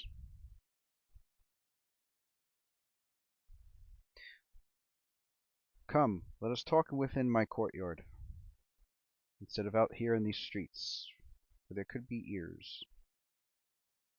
Unwanted ears. Thank you for your most gracious invitation. She nods and follows. So the characters go beyond the walls that circle around the manor, and he walks over. I've already surveyed. I've already yeah. questioned. I've already surveyed all this, right? Yeah, your character's like aware of like the layout and setup of the place. Yeah. You walk over to the left. The real question is, did you share the information, or did you? No, I haven't really decided yet. As soon as I got back, can I say I shared it to them before? No, it's Well, too yeah. late now. When you could say, well, before we set out for him, I'll tell the group Yeah. what I learned from my information gathering. What I learned. Yeah. Yeah. I think that would definitely be good for Rothgar because he wanted to plan shit. Oh, okay. Bet that I'll let Right. Because here's the thing. Roth will be like, oh, so those apes are trained, you say? Let me handle animal situation. Oh shoot! I didn't even do that. We didn't even do that. But I honestly thought you came to the handlers, the did. Animal Oh, Handlers you know what? Association We to did. get Roth to deal with the apes, bro. Yeah, we didn't finish that didn't get scene. the. I posted that scene and we get the That's so freaking crazy, roleplay son. that one. I definitely did. Okay. It's like you see I'm still Roth the type. fucking Yeah. finish trading, eating, Sabrina's eating a snack, some shit. Yeah. You ask questions and you never once said, yo, Roth, son, they got these apes over here. I know you're good with these animals. I was like waiting for it. Nope. Yeah, son, that's cool. We didn't even do that part. We both forgot about it. Well, all three of us did. Shit. I don't say we, son. That wasn't my cutscene. Get the fuck out of I'm here. talking about me and you in it. Fuck Lou. out of here. Real life. Hey, I know. You in it. You not. I know stop. you was out there investigating. Anything I could do to help? Definitely. Come on, bro. You ain't no bot. You was in the cutscene too. You didn't trigger it. You didn't trigger my character's. Like I said, I said all three of us forgot that shit. You didn't get that hidden dialogue. It's Because okay. if somebody you was gotta replay like, the game from the beginning again. It's all right. the hidden dialogue. Yeah, I forgot about it too. I forgot if somebody reminded me earlier, I'd be like, oh shit, yeah, let's do that. I totally forgot about it. It's all good. Just make another character. Yeah. Try again next time. We'll assume it was off panel. Yeah, let's go with that. They had their combo. So Roth knows about Roth was aware of the layout and some apes, I guess. Right. Yeah. Read that. So he leads you to the towards the left, away from the doorways, and into like a small courtyard that he has there. He's got. What's his personality like? I feel like he seems the type of person who'd be. From which your characters. I don't want to jump to conclusions right in front of me. What do I see happening? Like, what kind of personality he got? He's got this very like poised, confident personality that like it's the kind of personality where like he will have an answer for everything. And good, that's what we want. and Yeah. that you know Let's you start. know he's involved in some shady shit. Although like nothing's really been like hardcore pinned on him. You know, enough to like stick. You know, he's been Right. good. He's been good at playing defense a lot when Teflon. it came to like politics, and the fact that he's got the position he's in now, it's not that makes it even harder to really like take him down lawfully. You know, there has to be like, you know, really hard evidence that he was intentionally you know, doing something that would harm Daggerford and its people or its nobility, you know. Oh shit, Lou, you said I remember I had to roll Pale Lady's HP, right? Oh yeah, you said you were gonna roll that. Yeah, You didn't get a chance to roll so it. it's right here in parentheses 1d10 plus Yeah, I added the HP bonus. It's just the 1d10 I need. just 1d10. Cool. 5 came out But the average anyway.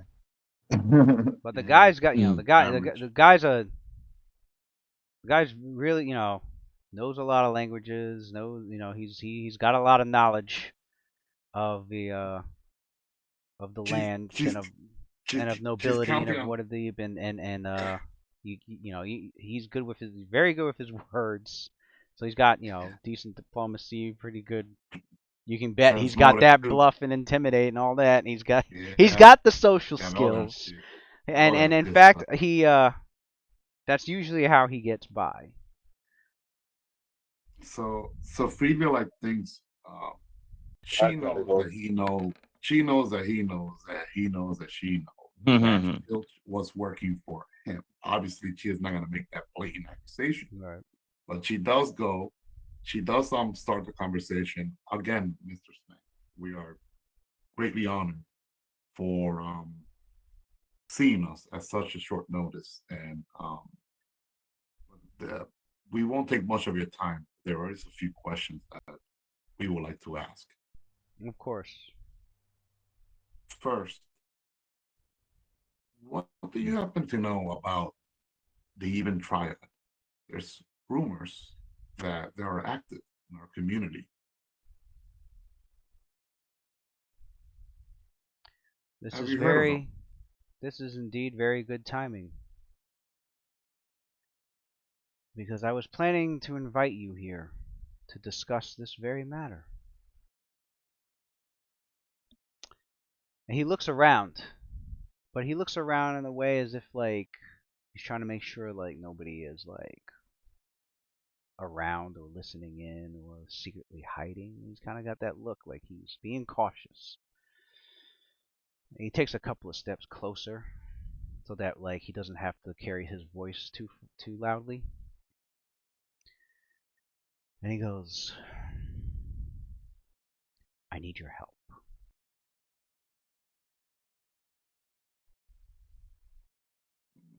What do you mean that you need our help? Please elaborate. Let me get one thing clear. Yes, I have been in contact with the Ebon Triad. No, I am not in league with them. It was an Raw sense of feeling rolling that sense motive. it was an Nah, I unfortunate believe him. it was an unfortunate situation that I was lured into. A circumstance that was very difficult to back out of without losing my life.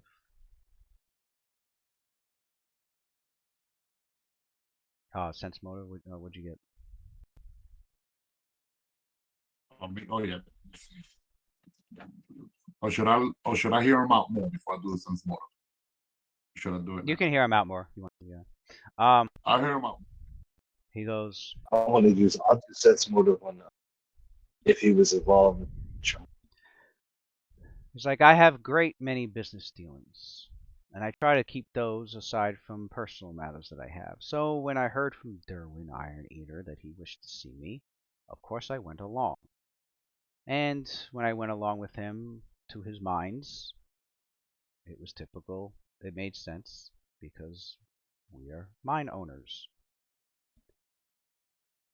What I did not foresee was that he would lead me into a part of his mind where they had built an elevator shaft that went below. Mind you, during this entire time, he was enticing me to be part of something greater, to be a part of something grand. He, in fact, was making less and less sense the more he talked. This didn't seem very characteristic of Derwin, who's the brother of the famous smith Derval Iron Eater, if you do not already know. So yes, I do. So you're saying that Derwin Iron Eater, he's actually a cultist? Yes. Now, I have not brought this to light for obvious reasons. That being, What evidence? I did not want to lose my head like my dear assistant has lost his. What's the name of his assistant, Louis? Out of character? Is that someone that we will know? Lucian has heard of him. Now Lucian knows why he's been gone for 2 weeks. Well, Lucian did say he shared all the information with you guys. He so Right. the fact that like his assistant Mestel thinks or fixed, I have his name in the thing. The fact that he has was usually almost always by Balabar's side, like very rarely never by him, but like was people said they haven't seen him around Balabar for like the past fortnight, and that was weird. Also, it's true that he might have been murdered. So okay. So now Balabar just admitted that like the reason Mestel has been around is because the cultists murdered him. Can So he continues to. I'm sorry for your loss. I'm sorry for your loss. I don't mean to pry, but why did they do that? Did you do something to anger them? Well, in a way, yes. You see,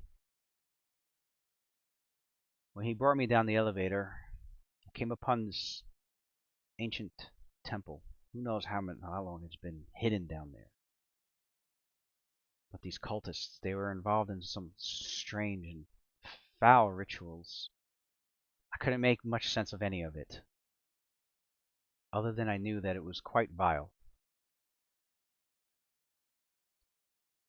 But I needed to know more. I needed to have an upper hand, an advantage, something that for me to learn about, so that something for me to learn more about, so that should the time come, I can put that knowledge to use. For knowledge is power, as we all know. So when I saw that jar with the green worm and heard about this age of worms and the importance of this green worm, I managed to steal one, and yes, I did get my friend Filge from Waterdeep to come and personally inspect it himself. I needed things to be as discreet as possible. And Filge was the way to do it. Just admitted to being a part of that plot. Okay.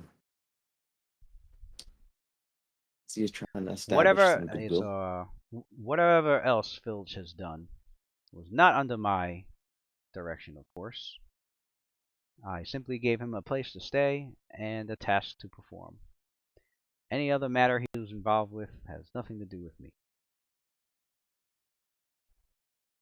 I did no different. And what was the task again? Sorry, what was the task again? To find out about the green worm. To just research the green worm, find out what the hell it is. To research the green worm. He's also stating that what he did about grave robbing that had nothing to do with me. That he did that on his own, pretty much. And the green worm, he only found out about that from the Even Triad people. Yeah, the green worm. He swiped it from them. It was stolen. He stole it. Okay. And we already rolled a sense motive on that. I'm rolling on now. Roll one. As much as you guys can tell, this guy's shady and has done some slimy shit in the past. His story seems you have a feeling that his story's checking out, and that you have a hunch that he's not lying yet. He continues his story. He goes.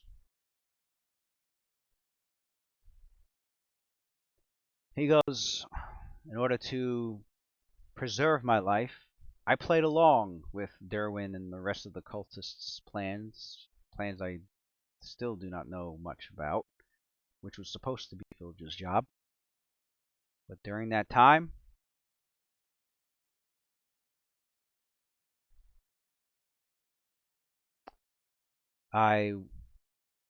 in order to keep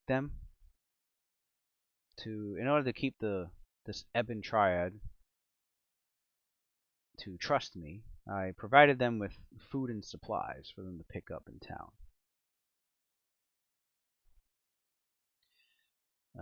Well, Spank, you've been speaking a lot. he Roth goes, interjects, and he says, with some aggression in his voice, he says, "You're not getting to what's in it for you.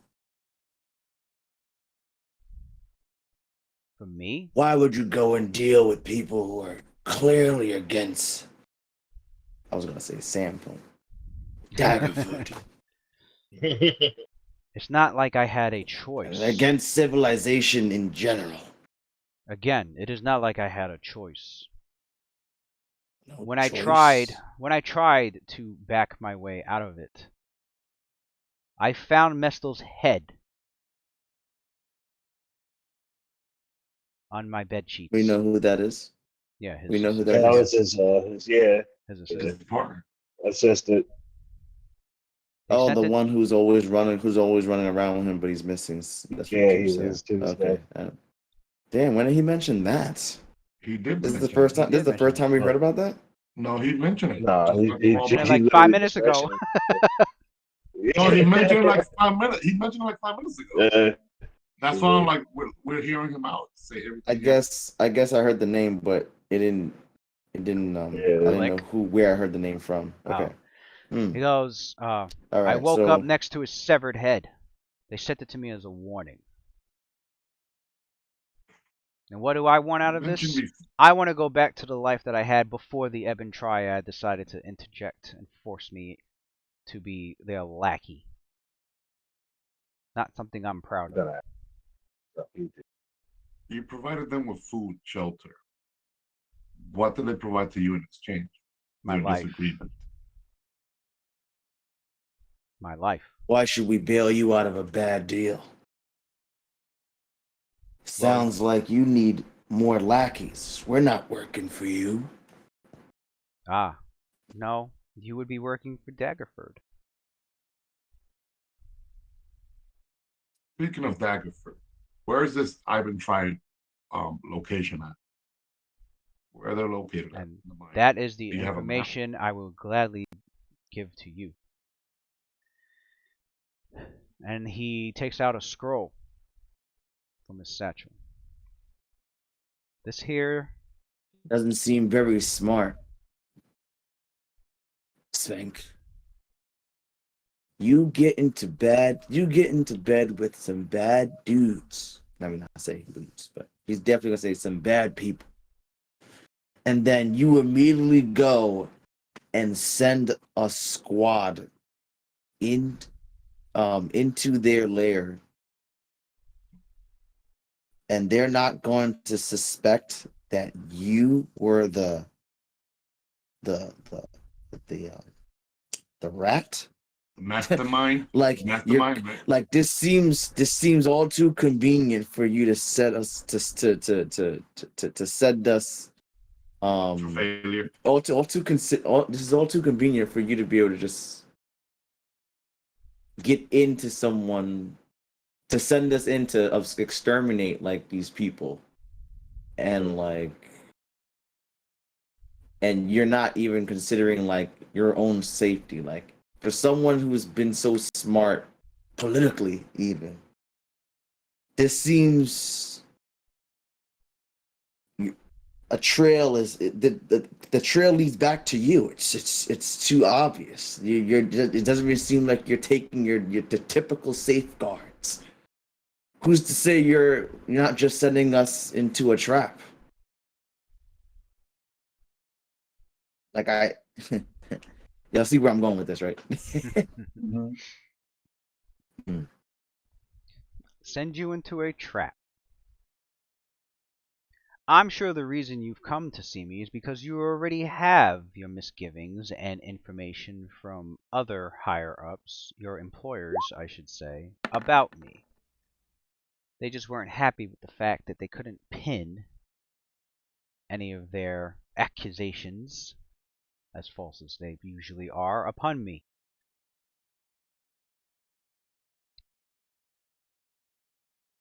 Well, this is why I discreetly give you this, and I hope you discreetly get the drop on them, because this is the way to do it. This is a map leading you to the exact mine that Derwin owns.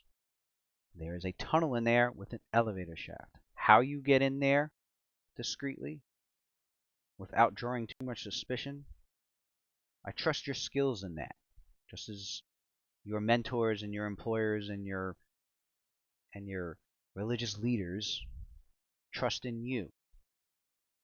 He got the drop. This He knows is a about us. trust from a member of the council and a guild master of the mining guilds, who is also trusting you with this task. So Fila takes the map. As I'm This sure, man's got as I'm honeyed words, bro. as I am also Plenty of sure, he goes, also, Mr. Roscar, as skeptical as you may be, I can see within your eyes the thrill of wanting to He's looking at your soul. the thrill of wanting to investigate about these so-called unkillable green-wormed undead, to further the edicts of the great Lord of the Dead, Kalemvor. And I do hope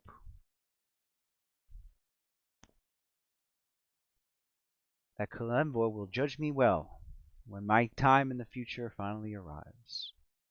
Due to old age is what I wish for.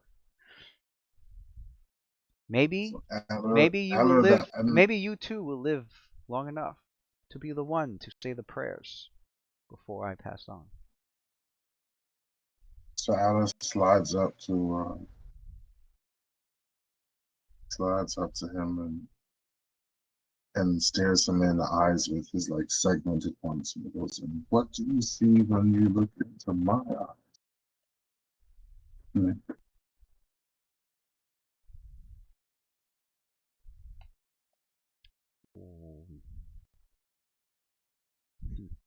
And he's wearing a necklace too. Oh, you put the necklace on? Mm-hmm. Your charisma increases by +2. Ding! Give me that necklace. Nice. And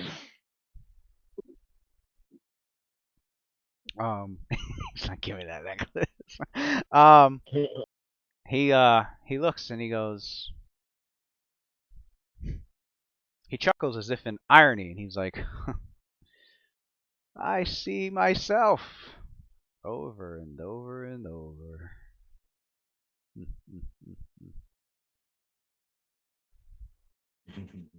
He has an answer for everything.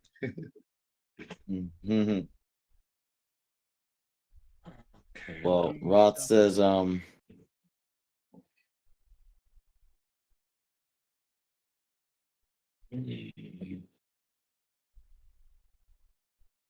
once Ophelia snatches the map from him. You characters do notice that the And, guards. Quick. You guys do notice that there was a couple of guards like at the front door of his home, and the ones that were out in the street, they're like a little closer to like the entrance to the courtyard. Like you can tell they're in a situation where like if Balabar gives the word in case he's being physically threatened, that they're gonna come to his aid. They're like it's more security. yeah. Right.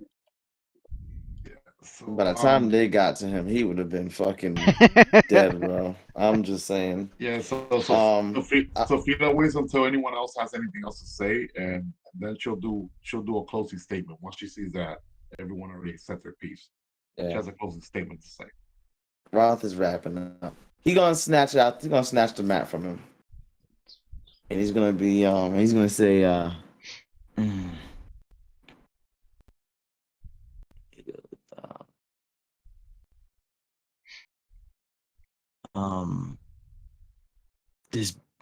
this better be good information. We'll investigate.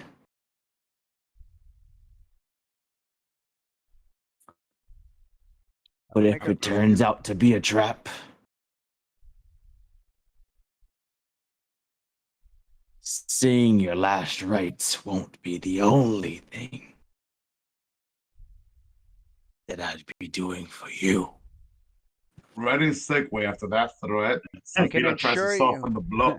She tries to soften the blow. She's like, "Well, Mr. Smack, again, much appreciated this map that you provided and your You are and for quite you entertaining us and giving us all the answers that we seek." And with no further ado, unless you have anything further to add, we'll make quick haste. You know, the lives of many of our fellow citizens here, depends on it. You are correct, Sophia, and you are quite welcome. May the gods be with you all.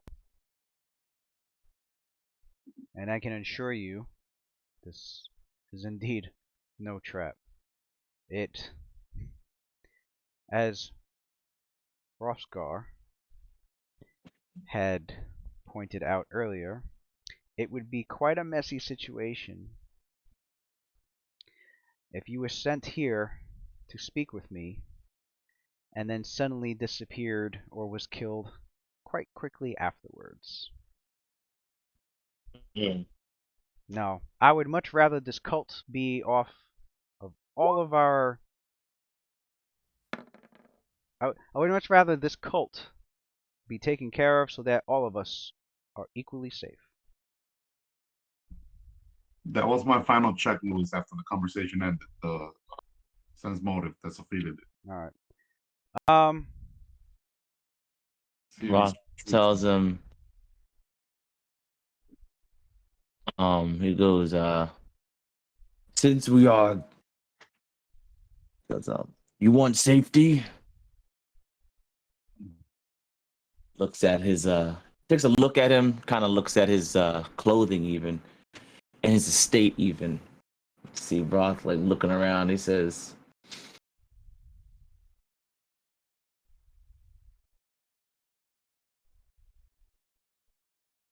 provisions.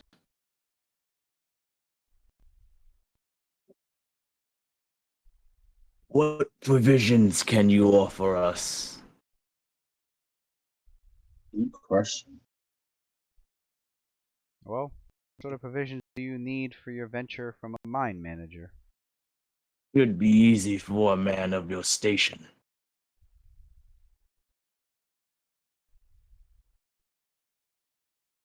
Well, Roth then looks at the rest of the group, gives a quick once over to everyone else, saying, this might be your opportunity. I don't know. Maybe you get something at least under 50 GP or something like that. But then he'll look back for himself and he'll be like, silver. You're a miner, right? You have silver. Oh shit. This smart motherfucker. Yeah, he knew what he had to do, yeah. So Sophia don't want no money from someone that she thinks might be a criminal, so she'll pass on that. I'm exploiting. I'll take a silver bullet. But you knew what you had to do. You're not doing that. So Fina don't want nothing to do with this guy. He's unclean. Silver, you say? Silver, the ore or silver? An object. Silver weapon. Ah, silver Or- weapons.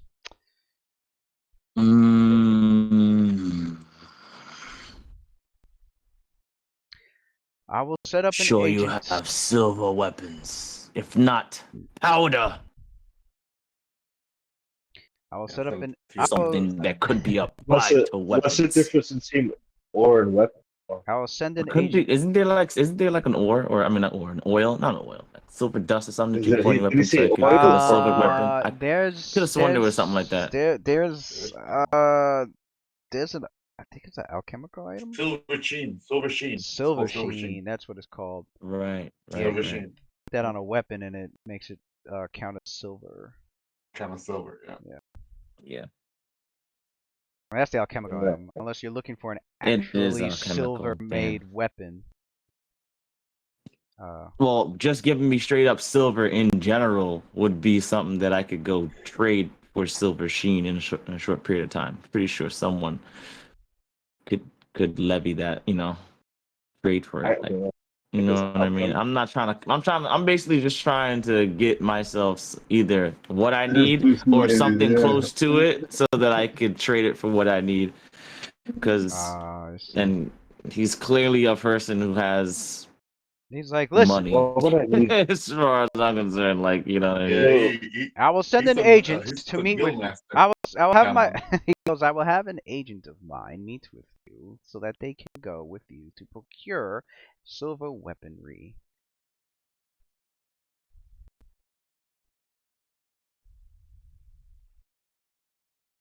What would I need to make a silver bullet?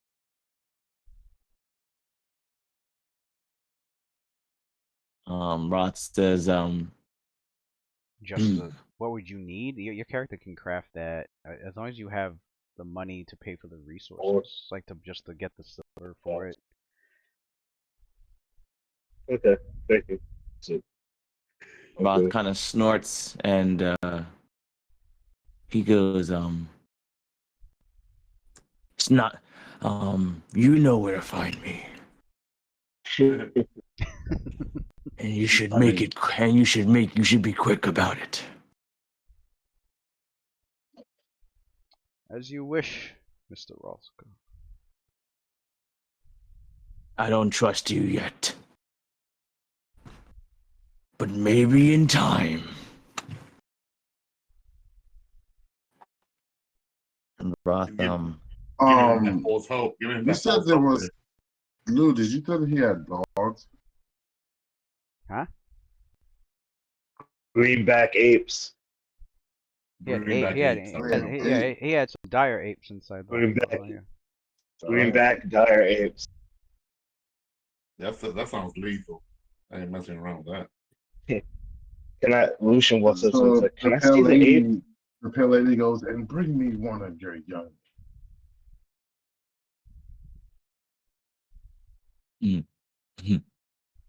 His words seem trustworthy at that. All right. Roth is gonna start departing the grounds at this point. Oh man, okay. I get it. Cause you what? She ready to go to the even tribe. Once everybody else is ready to go, get their stuff first.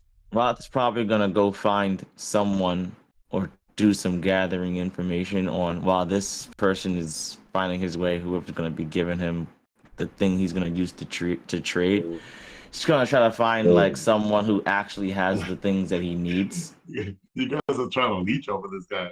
So he can make the trade off. Listen. Yeah, that's funny.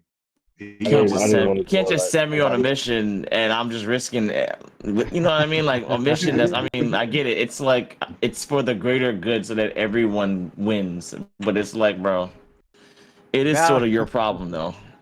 Like he got into bed with these dudes. We're kind of bailing him out and other people benefit too. But listen,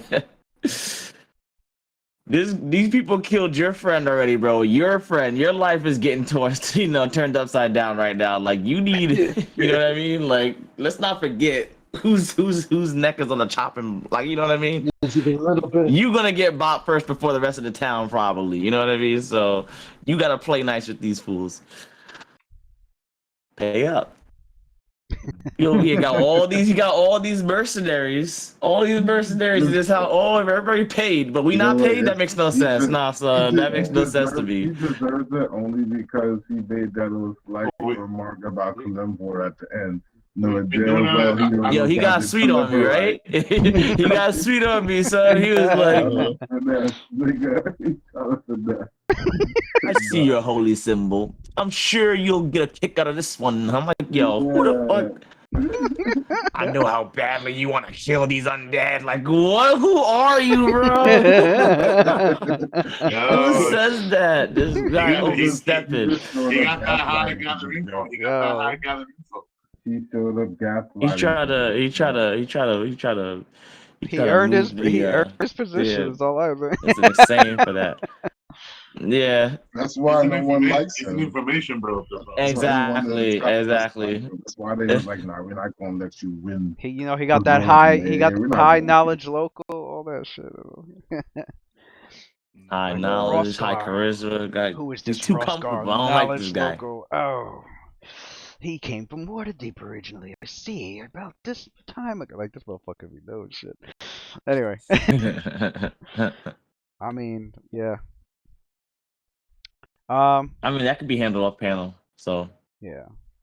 Now, I guess.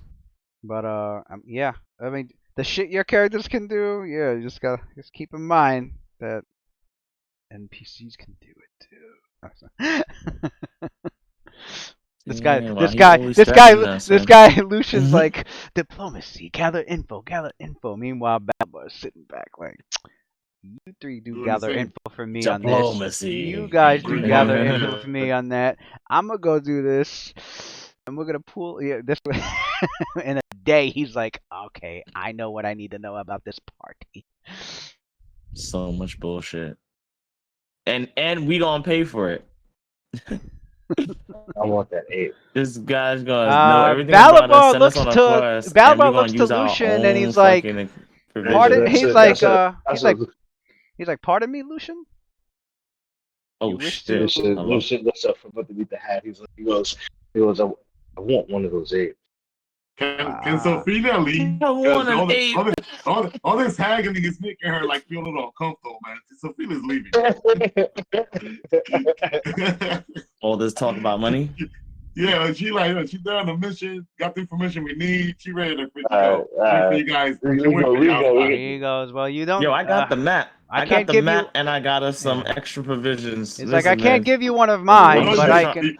You do what you gotta do, so y'all can do what she's not there. He's like, I can't give you one of mine, but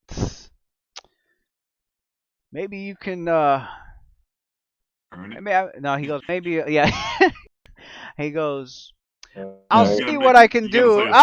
I'll be sure to let you know if there's another one that can be purchased. That happens to come through town or in the city of Waterdeep. He might want you to be a VIP strip dancer or some shit. Strip dancer. You got the high charisma too. He's like, you must be that rather entertaining performer and a man of that's good at and a man as well as a man that's quite good at the game of chess over at the Lady Luck Tavern, I hear. I need to come by and I would like to come by and offer my offer my patronage for you to perform. It's at a party that I would like to throw at one of the taverns. Should this situation with the cult be this guy's resolved? Thinking about parties still, stuff. Oh my god. This man's like, listen, you deal with this shit with the Ebon Triad. I'd like to honey you my way into my game. Maybe that's what he's trying to get at. He's trying to Do y'all He enjoy trying to this? recruit. He trying to Yeah, recruit he's Lucius. trying to recruit. So wild, Come son. for, I'll throw a party. Perform at my party. If he can I'll give you 2 apes. I'll give you 2 apes. Join my party. He's gonna be like you. If he can make a fucking winged direback ape, I'll fuck around and do it, y'all. We're gonna be sad. Oh my god, he left us. We're gonna This cry. man left us That's over messed a up. pet. We lost our idol. What do we do to get him back? Idol. No, we know what to do. guys. What have Adler summon him an alien version of those aliens? We'll get him back. All right, So guys. okay, we got this. All right. Is it time?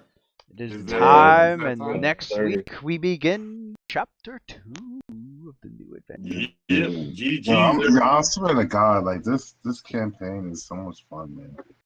It's so much fun. It is. It's a lot of action. It's some deep role play. The cameos tonight, Lewis. Y'all did yourself, man. Y'all did This yourself. nigga said marathon. That's crazy. Damn. Well, yo. Oh man, you know what? Okay, I'm going this there was. Oh no, I can't spoil it. I almost walked this shit. Don't didn't say I? it. Don't. Don't Yeah, do don't it, spoil Lewis. it. Don't do it, Lewis. I can't even. I can't even hint almost at it without ruining it. But I'm gonna. It'll happen again. You know I know. All right, cool. It'll- Just You know know, that little you hint. got me going to You sleep know with it. a You big give ass a little grin on my hint. face right I now. don't know. He said a I little got a hint. big ass grin. And I don't know. Nah, I'm going to sleep Don't because say I it. know I I know can't. my I ass. can't. I'm I gonna pick can't. up I on can't. it. Yeah. I can't even give a little hint. I honestly thought it would get picked up on He right said away. he knows I you thought can it would pick get up on picked it. up. I thought it would get picked up on right away, and it didn't. And I was like, "Oh shit! Okay, good. This will make the surprise even bigger." Okay, but anyway. All right. Damn, son. Yeah, I see. I like using the adventure pass and incorporating like my own shit in there, and shit. Just enough flavor. And then yeah, I like putting these cameos from the previous adventure path. Lucian's trying to get fucking shot up. He keeps it up, man. He's Nah, Lucian likes the smoke, man. Lucian likes the drama. Man. that motherfucker He's came not. in there He's like, not. yo, He's not. Lucian's not shy, man. Not at all. they came in Not there. at I all. was like, yo, so I see you He's in the mysterious, with but he the ain't gun. shy. Lucian's gonna be like, all right, whoever wants me in the party, let's do an auction over here. You know, 10 Did y'all GP. hear that? My man said to the highest bidder. That We'll shit be was like 100 crazy. GP, 100 GP, no 200 GP. Oh, well, that's it. That lady asked. That Oh, person to asked, hey, yo, Mr. what- Snake. who- Mr. Snake got more that money. gun? I know people are looking. Super. Said, hey, yo, who Yeah, talked yeah, to yeah. that gun? Yeah, Lucian no, was like, who you want to know? No Who joke. wants to find No out? joke, Lucian. Lucian, no joke. If Smack would offer your character, like, yo, I'll pay you 1,000 GP per week, join my crew. Will Lucian actually do that? 1,000 GP per week. You join his sounds crew. crazy. You do? I don't know. I don't know. He sounds like he'd be conflicted at least. Yeah, At least. man. That's a lot of Scary shit, cheddar. son. That's a lot of cheddar. At least. I know Rafa's like At your least. loyalty seems very fragile. That's wild, But son. hey, Lucian's with the crew now, man. You undead to me if you do that, son. Lucian's I'm giving down. out your ideas. This guy's gonna be off for like 100,000 GP. You know. Nah, Lucian. If see, he Lucian's sells more- out, for GP, he's dead. He's Lucian's undead more- to Rothgar at that point. Lucian's So. Lucian's more of the gambler type. I'll tell you what he type. He's more to go out and earn it. He's not the type to just sell out to another crew for some on some mercenary shit. He's not that type. He's with the crew, but he's more the type to gamble. He's more the type to be like, yo, just front me $1,000 and go lucky type shit. I feel like we have to watch this dude more, son. That's all I'm saying. Yeah, you probably do. The confirmation. You probably do. I Lucius can't is believe godlike. my ears, bro. I know Is- Roth didn't hear that because you ain't talking this much shit in person. Anyways, I'm gonna see y'all later. Is that vampire blood talking? Yeah, it's late. This motherfucker getting kind of feisty at this hour. All right, guys. Good night. All right. Yo, have a good Good night, night. sir. I'll see y'all later. Peace. Peace. Peace. Good night.